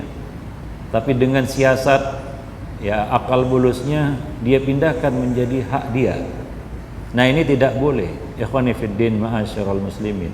Karena di dalam berumah tangga, harta itu harus dipisahkan juga. Karena kalaulah yang berharta itu istri, yang berhak mengeluarkan zakat adalah istri. Kalau yang berharta itu suami, maka yang mengeluarkan zakatnya adalah suami. Istri boleh mengeluarkan zakat kepada suaminya yang miskin, Tapi suami nggak boleh mengeluarkan zakat kepada istrinya yang miskin. Jadi masing-masing punya kuasa terhadap hak yang memang merupakan haknya, miliknya. Maka janganlah seorang suami menguasai, mendominasi harta istrinya. Ya, misalnya dihalang-halangi dia dari hartanya, atau bahkan dengan licik dia alihkan kepemilikan kepada dirinya. Ya, ya mentang-mentang mungkin istrinya lugu kan begitu ya, diam-diam saja, lalu dia diam-diam juga dia apa? Dia telap harta istrinya. Nah, ini tidak boleh, ikhwani fiddin, ma'asyiral muslimin rahimani wa rahimakumullah jami'an. Karena kalaulah keduanya bercerai, ya, ada kan mantan suami dan mantan istri, masing-masing membawa hartanya. Harta yang tidak jelas statusnya barulah dikategorikan sebagai harta gonogini. Tapi harta istri nggak boleh dijadikan sebagai harta gonogini. Demikian juga sebaliknya, harta suami nggak boleh istri menuntut, oh itu harta gonogini, padahal itu harta suami. Demikian pula sebaliknya, harta istri nggak boleh si suami mengklaim itu harta gonogini, harta bersama. Siapa bilang harta bersama? Sebelum nikah dia juga sudah punya itu, dia bawa itu adalah harta pemberian orang tuanya misalnya, atau warisan orang tuanya. Maka nggak boleh kita menguasainya. Wallahu a'lam bishawab. Karena berkaitan dengan harta ini, kewajibannya itu terpulang kepada pribadi masing-masing. Kalau itu harta kita, kita yang mempertanggungjawabkannya nanti di akhirat. Kalau itu harta istri, dia yang mempertanggungjawabkannya di akhirat, dari mana dan kemana. Ya, jadi masing-masing akan mempertanggungjawabkan tentang harta mereka masing-masing. Nah, kalau kita menguasai harta istri tanpa hak, itu akan dipertanggungjawabkan itu. Memang di dunia dia nggak mampu menuntut dan dia diam saja, mungkin dia termasuk orang yang lemah dan tertindas. Namun ini, kalaulah itu termasuk merampas harta secara batil, maka itu akan ditegakkan keadilan nanti pada hari kiamat. Ikhwani fiddin, ma'asyiral muslimin. Maka pesan saya di dalam rumah tangga itu harus transparan. Harus transparan, khususnya masalah harta, karena tidak sedikit rumah tangga yang hancur berantakan berkeping-keping gara-gara masalah harta. Ya, karena nggak transparan, ini harta siapa sebenarnya, suami atau istri, atau harta bersama, yaitu yang diperoleh setelah mereka berdua bersama di dalam satu biduk rumah tangga, baru jelas. Nah, kalaupun ada masalah di kemudian hari, itu harta gondong ini dibelah dua aja, kan begitu ya, belah duren namanya. Tapi kalau itu jelas-jelas harta istri, nggak boleh dikuasai suami tanpa hak. Ya, dan apabila suami melakukan itu, maka ini termasuk bentuk KDRT. Ikhwani fiddin, ma'asyiral muslimin rahimani wa rahimakumullah jami'an. Kemudian yang berikutnya termasuk KDRT adalah menuduh, melontarkan tuduhan keji seperti tuduhan zina kepada pasangan kita tanpa bukti. Karena dalam Islam, kalau tuduhan ini sempat dilayangkan, diajukan, lalu tidak ada saksi, nggak ada bukti, maka apalagi itu adalah pasangan hidup kita. Ya, wallahu a'lam bishawab. Nah, curiga itu harus beralasan. Ya, kecurigaan harus didasarkan kepada alasan. Jadi nggak boleh kita curiga tanpa alasan, atau kita terbakar cemburu buta. Kemudian ikhwani fiddin, ma'asyiral muslimin rahimani wa rahimakumullah jami'an, termasuk ya di antara bentuk kekerasan di dalam rumah tangga adalah memaksa istri untuk melakukan hubungan intim pada waktu-waktu yang terlarang.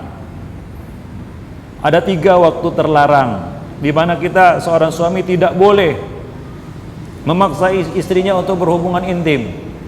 Dan seorang istri wajib menolak ajakan suami pada 3 waktu ini.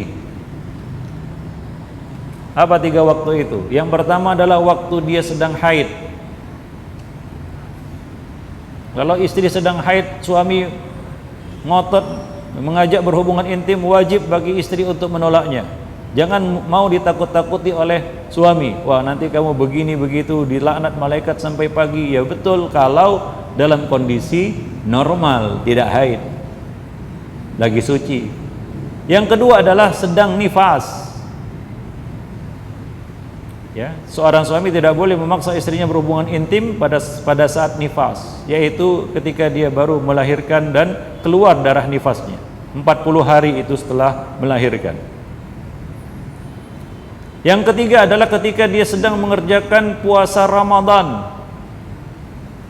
Ya, di siang hari di bulan Ramadan, sedang berpuasa Ramadan. Maka tidak boleh seorang suami, walaupun dia tidak berpuasa ya, suami ini tidak berpuasa karena mungkin dia sakit ya, atau ada halangan-halangan lain yang membolehkan dia tidak berpuasa pada siang hari di bulan Ramadan itu, namun dia tetap tidak boleh memaksa istrinya untuk berbuka di siang hari bulan Ramadan dan berhubungan intim. Dalam hal ini istri wajib menolaknya. Tidak boleh dia penuhi permintaan suaminya itu. Ikhwani fiddin ma'asyiral muslimin. Wallahu a'lam bissawab. Nah, kemudian yang terakhir adalah memburuk-burukkan, menghina dan melecehkan nasabnya, keluarganya. Ini adalah satu yang sangat sensitif di dalam rumah tangga. Bagaimanapun kesalnya kita kepada istri kita, jangan bawa-bawa keluarganya. Jangan sebut-sebut ayah dan ibunya. Jangan sebut-sebut saudaranya. Ya, karena itu akan menyakitkan hatinya. Sama seperti kita. Kalaulah istri kita mengusik kita dengan keluarga kita, ya, menyebut-nyebut ayah dan ibu kita, atau menyebut-nyebut keluarga kita, bagaimana perasaan kita? Bisa jadi hambar nanti. Ya, cinta kita itu kepada istri berkurang, bahkan mungkin hilang. Maka ini adab yang mesti kita jaga, ya, khususnya para suami. Bagaimanapun masalah kita dengan istri, ya, walaupun itu kaitannya dengan keluarganya, janganlah ya kita menghina dan melecehkan nasabnya, keluarganya, ya, karena walau bagaimanapun yang namanya pernikahan itu adalah pertemuan dua keluarga besar. Dalam Islam disebut musyaharah, bertemunya dua keluarga besar yang sebelumnya tidak terhubung, lalu terhubung dengan pernikahan itu. Kita ada mertua, bapak mertua, ibu mertua, saudara-saudara ipar, ya. Banyak orang-orang yang sebelumnya dulu tidak ada hubungan dengan kita, tersambung dengan pernikahan itu. Maka hormati itu.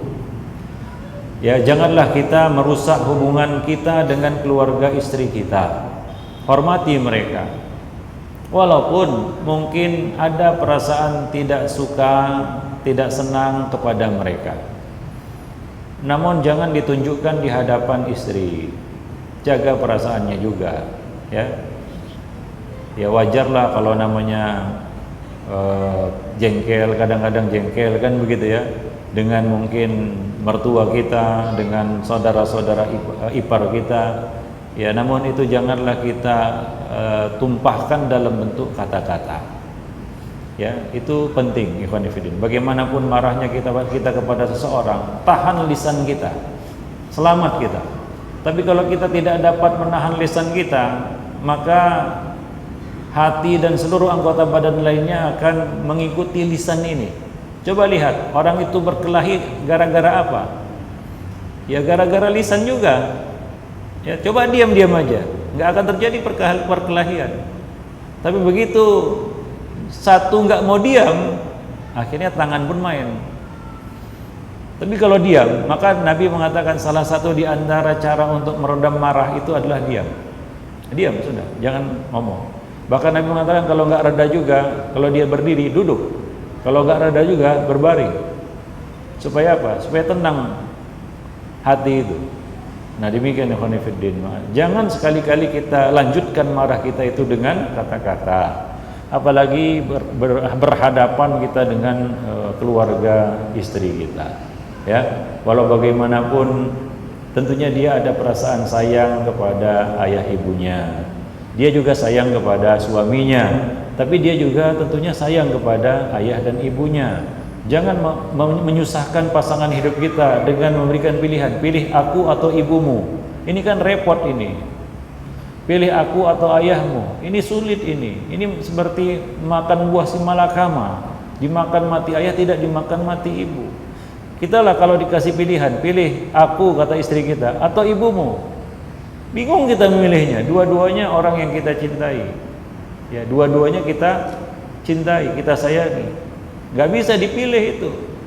Ya, maka jangan kita hadapkan pasangan hidup kita dengan situasi yang sulit. Ikhwani fiddin, ma'asyiral muslimin, rahimani wa rahimakumullah jami'an. Nah, demikianlah beberapa bentuk kekerasan di dalam rumah tangga yang mungkin dapat kita angkat dalam kesempatan yang singkat ini. Mudah-mudahan apa yang kita sampaikan tadi dapat bermanfaat bagi kita semua dan kita dapat menghindari bentuk-bentuk kekerasan dalam rumah tangga ini. Karena rumah tangga yang sakinah dan mawaddah dan rahmah itu merupakan impian dambaan bagi setiap keluarga, bagi setiap pasangan suami istri. Ikhwani fiddin, rahimani wa rahimakumullah jami'an. Nah, itu saja yang dapat saya sampaikan. Lebih dan kurang saya mohon maaf. Untuk selanjutnya, bagi ada pertanyaan-pertanyaan ya boleh disampaikan di sini.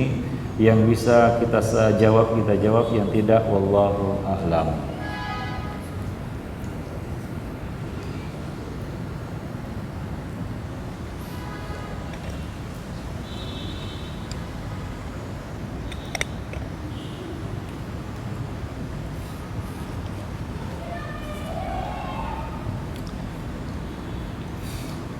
Ada yang bertanya, bagaimana jika kita mengurus anak yatim, namun ibunya anak yatim ini memberikan pengaruh buruk seperti pergaulan bebas, cara berpakaian.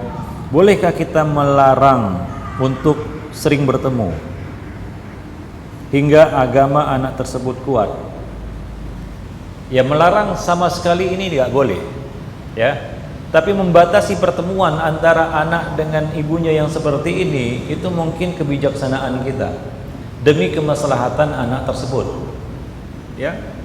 Atau membekali anak ini sehingga anak ini tahu ya, bahwa ajaran ibunya itu tidak benar, kata-kata ibunya itu tidak baik. Kita harus menanamkan itu kepada anak tersebut apabila anak itu di bawah pengurusan dan pengasuhan kita. Namun melarangnya sama sekali ini nggak boleh, ya. Wallahu a'lam bishawab. Ustadz, waktu bujangan suami saya menyerahkan uangnya kepada ibunya. Kemudian setelah menikah jatahnya berkurang untuk ibunya. Hal ini menjadi masalah dalam rumah tangga kami. Apa yang harus kami lakukan? Ya, tentunya seorang suami punya kewajiban terhadap pertama kepada anak dan istrinya. Adapun ibunya itu tanggung jawab bersama, yaitu tanggung jawab bapaknya, tanggung jawab anak-anaknya yang lain. Ya, kalaulah satu keluarga punya tanggungan seorang ibu, maka keluarga itu anak-anaknya harus adil, punya porsi yang sama untuk mengurus orang tua ini, ya.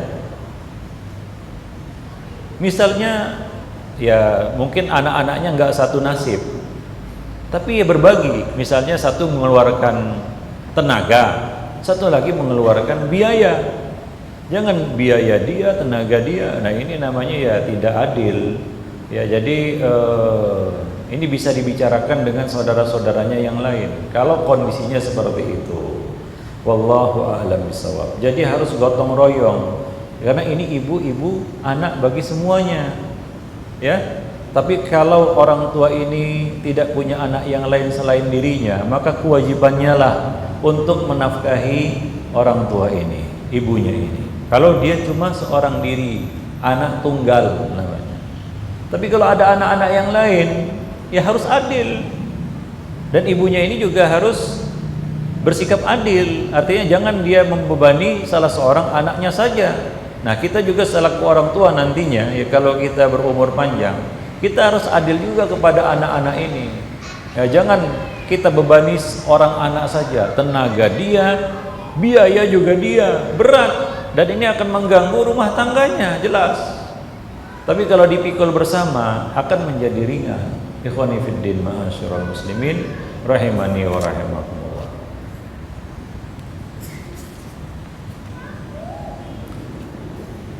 Ada yang bertanya, Ustaz, saya menikah dengan seorang duda yang istrinya meninggal dunia. Dia sering memuji istrinya yang telah meninggal, bahkan membandingkan dengan ana dengannya. Jika ana tegur, dia mengatakan bahwa Nabi Muhammad saja sering memuji Khadijah di hadapan Aisyah. Nah, ini salah kaprah juga pendalilannya. Ya, Nabi memuji Khadijah. Ya, bahkan Nabi tidak dapat melupakan jasa-jasa Khadijah. Itu sesuatu yang wajar karena Khadijah ini luar biasa. Wanita pertama yang masuk Islam, beriman kepada Nabi, Khadijah. Yang membela Nabi dengan harta benda jiwa raganya, Khadijah. Ya. Ketika Nabi diboikot, Khadijah ikut diboikot bersama beliau, merasakan kesengsaraan. Padahal beliau sebelumnya adalah wanita terpandang di kota Mekah, tajir, wanita sukses dengan perdagangan yang luar biasa sampai ke luar negeri, eksportir istilahnya. Ya, perdagangannya sampai ke negeri Syam. Ya, bayangkan itu. Jadi punya kedudukan yang tinggi. Nah, ketika beliau menikah dengan Nabi Muhammad SAW, hartanya digunakan untuk dakwah. Bahkan ketika Nabi dihujat oleh kaumnya, dia ikut dihujat. Dan dia ikut merasakan kesengsaraan. Bayangkan, dari seorang wanita yang terpandang, akhirnya ikut diboikot oleh penduduk Mekah. Itu Khadijah. Maka wajar kalau Nabi tidak dapat melupakan Khadijah. Bahkan setelah Khadijah wafat, Nabi selalu mengirimkan hadiah kepada teman-temannya Khadijah. Hingga Aisyah sendiri berkomentar seolah-olah tidak ada wanita di dunia ini selain Khadijah. Terlontar dari lisan Aisyah radhiyallahu anha, karena ya cemburu juga ya, wanita wajar. Tapi Nabi tidak pernah membandingkan Khadijah dengan Aisyah. Tapi Nabi memuji Khadijah karena jasanya. Tapi Nabi tidak pernah membandingkan head to head istilahnya Khadijah dan Aisyah. Nah, itu memang menyinggung perasaan. Ya, kita kalau dibandingkan dengan laki-laki lain oleh istri kita, ya tentunya kita akan apa? Marah. Tidak suka dibandingkan dengan orang lain. Ya. Pasti lebih kurang lah, kan begitu.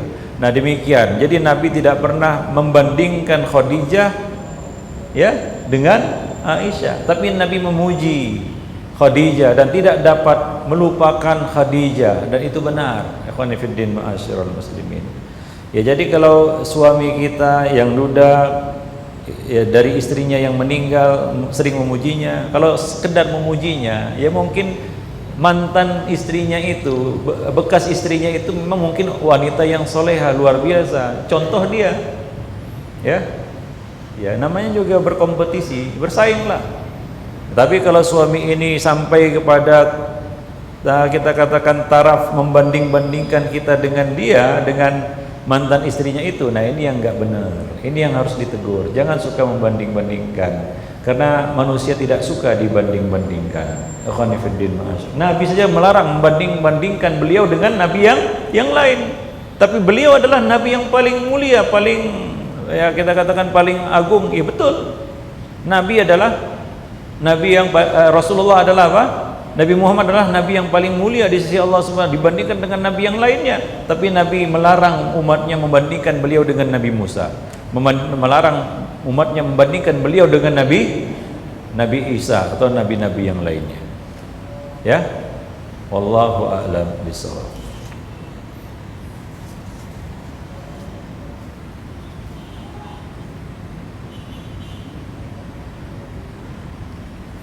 Apakah terhitung cerai bila sang suami meninggalkan dan tidak menafkahinya dalam kurun waktu yang lama? Kurun waktu yang lama ini berapa? Kalau dia waktu akad membaca sighah tolak itu 6 bulan. Nah, berdasarkan sighah sighah ta'liq namanya, maka itu berlaku. Ya, karena apa yang disebutkan di dalam akad itu berlaku, mengikat. Kalau itu dibaca oleh suami, sighah ta'liq tadi, dia tinggalkan nafkah istrinya selama 6 bulan, maka istri boleh mengajukan itu kepada pengadilan agama dan itu diluluskan. Wallahu a'lam bishawab. Tapi dengan serta-merta tidaklah dihitung cerai hingga diajukan kepada pihak yang berkompeten. Namun kalau tidak dibaca sighah ta'liqnya, ya maka di sini ikhwan fillah ma'asyiral muslimin, mungkin ada masalah yang terjadi di antara keduanya yang perlu dirundingkan. Maka caranya, solusinya adalah dengan menghadirkan juru runding dari kedua belah pihak. Ya, apa alasan si suami tidak menafkahi istrinya? Apakah memang nggak mampu? Kalau nggak mampu mundur baik-baik kan gitu ya. Kalau mampu, apa alasannya nggak mau menafkahi? Itu kan kewajibannya. Kalau memang sudah nggak bisa disatukan lagi, nah bisa diambil langkah untuk berpisah. Wallah, dengan cara yang baik-baik. Nah itu di dalam Islam semua ada solusinya. Wallahu a'lam.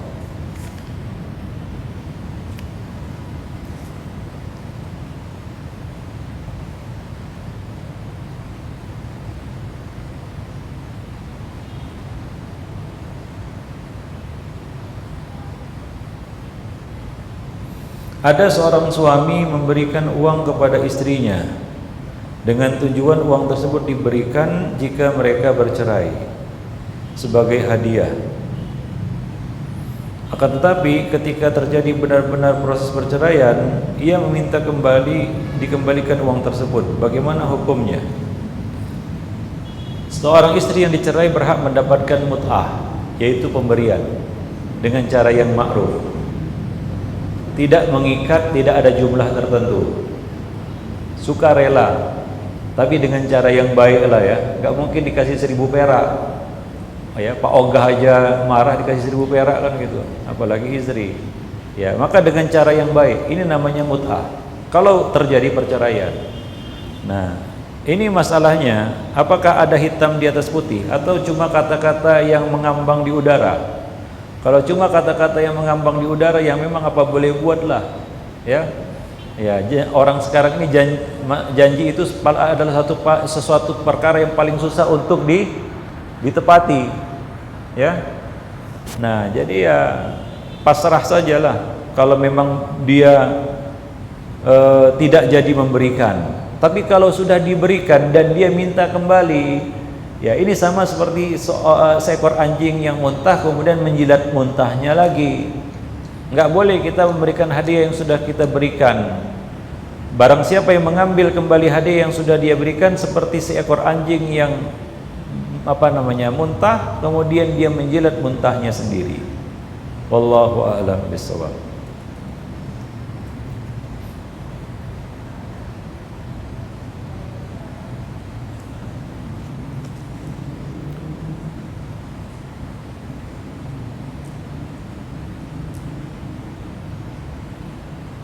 Ustaz, ada seorang suami ingin berpoligami lalu istrinya enggak setuju.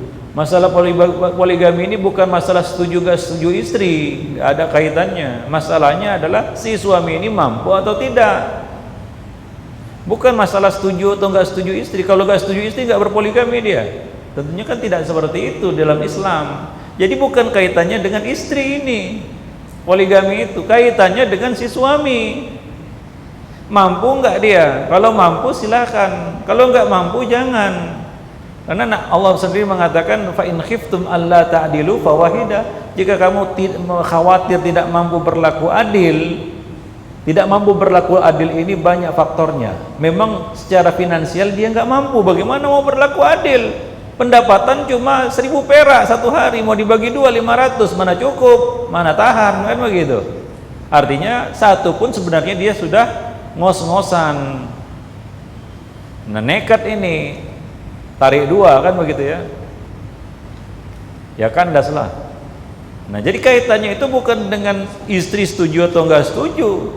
Kalau si suami sudah mampu kan begitu ya, betul-betul mampu lahir batin, masalah finansial enggak masalah, enggak ada alasan bagi istrinya untuk melarang. Ah mas janganlah, aku enggak bisa, enggak siap. Nunggu wanita siap kapan? Enggak siap-siap itu pak, jamin ya, masuk surga sama-sama pun nanti dia pun cemburu sama bidadari kan begitu ya. Apalagi sekarang bukan bidadari lawannya Ya, enggak. Jadi bukan kembali kepada istri di sini, setuju dan enggak setujunya. Ya, terpulang kepada si suami ini, mampu enggak dia, siap enggak dia lahir dan batin, ya, untuk berlaku adil, ya, mencukupi masalah ekonomi finansial, dua istri, artinya dua rumah, bukan satu istri di apa namanya di sempit-sempitkan bisa dalam satu rumah kan gitu ya, enggak boleh satu rumah dua istri. Salah itu belum siap dia itu sebenarnya. Dua rumah, Nabi masing-masing istri masing-masing punya rumah, bukan satu rumah dipakai berdua kan begitu ya, cuma sekat pakai tepas saja. Ini nggak benar ya. Kalau nggak mampu, ya memang nggak mampu, artinya sadarilah itu, jangan paksakan, nggak boleh memaksakan diri. Ikhwani fiddin ma'asyiral muslimin. Ya, banyak yang kita lihat. Coba lihat, kalau misalnya seorang suami punya satu istri dan 5 anak misalnya, contoh ini, yang dia lihat bukanlah nafkah istri saja. Anak 5 ini mampu nggak dia?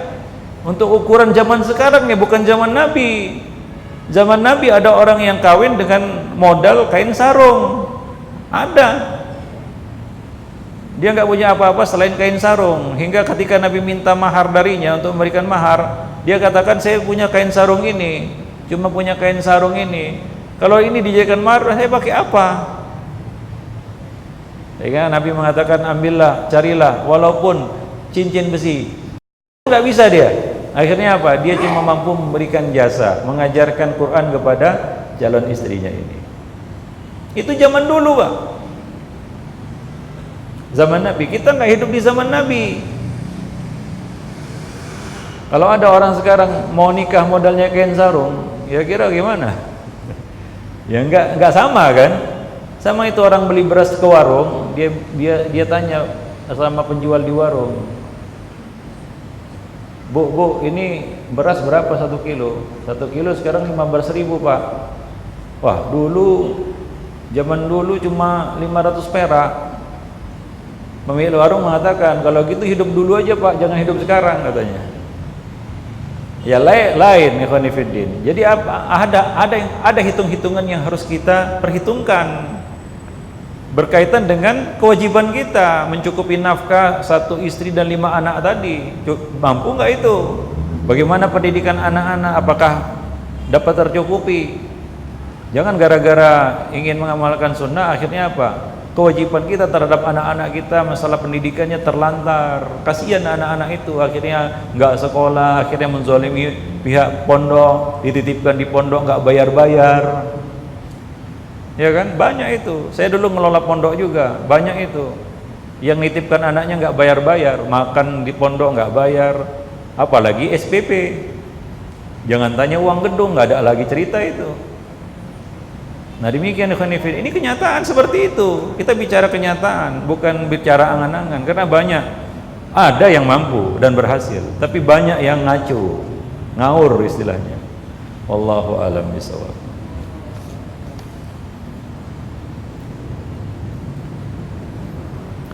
Ada pendapat wanita yang hamil di luar nikah boleh dinikahkan saat sedang hamil oleh yang menzinahinya. Bagaimana menurut Ustaz?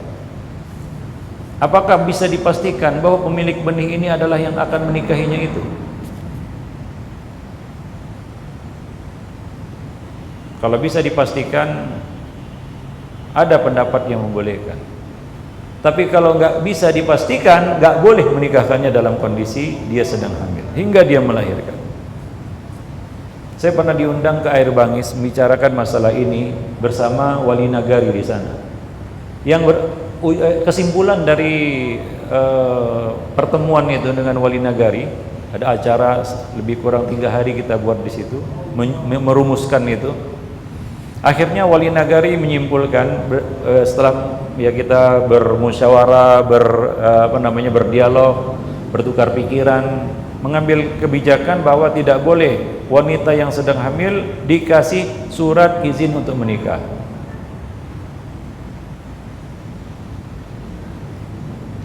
Ya, untuk menekan maraknya kasus gadis-gadis yang hamil di luar nikah. Kemudian dengan mudah akhirnya apa? Dinikahkan. Ini kebijakan wali nagari di Arbangis waktu itu. Jadi nggak diberikan di wilayah itu siapa saja anak gadis wanita yang hamil untuk menikah, nggak dikasih izin. Walaupun itu yang menzinahinya ataupun pemilik benihnya.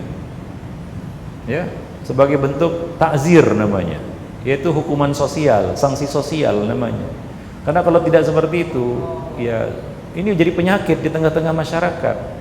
Ya, mungkin sebagian ulama yang membolehkan, ya bila itu adalah pemilik benihnya di zaman mereka, yang mana hamil di luar nikah ini satu-satu mungkin kasusnya. Sangat jarang terjadi. Hingga mereka mengeluarkan fatwa seperti itu. Ya bolehlah kalau itu yang pemilik benihnya.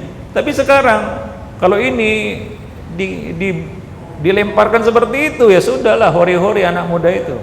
Besok kecelakaan semua, Pak. Dan itu yang terjadi, Pak. Kecelakaan semua. Alasannya gampang. Nanti kan kalaupun sudah hamil kan bisa dinikahkan juga sama tuan gadi, keluar itu suratnya. Nah, ada satu wilayah di Sumatera Barat yang patut itu dicontoh di situ. Jadi wali nagarinya istilahnya itu tidak akan mengeluarkan surat kepada wanita yang sedang hamil untuk menikah. Bagus juga ya, Pak ya. Nah, hingga untuk menekan kasus-kasus itu.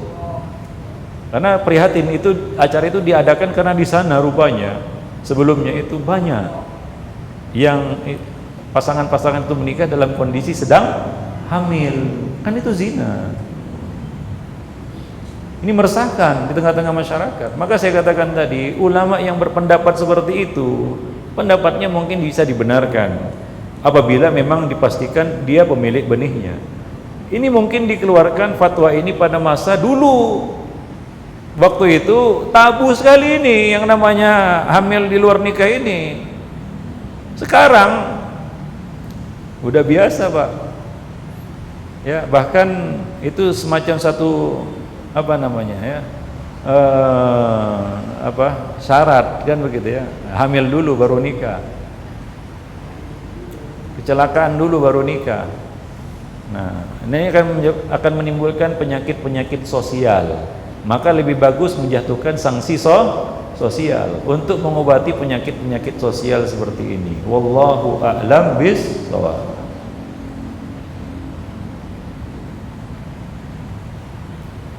Bagaimana caranya agar suami tidak mudah marah dengan istrinya?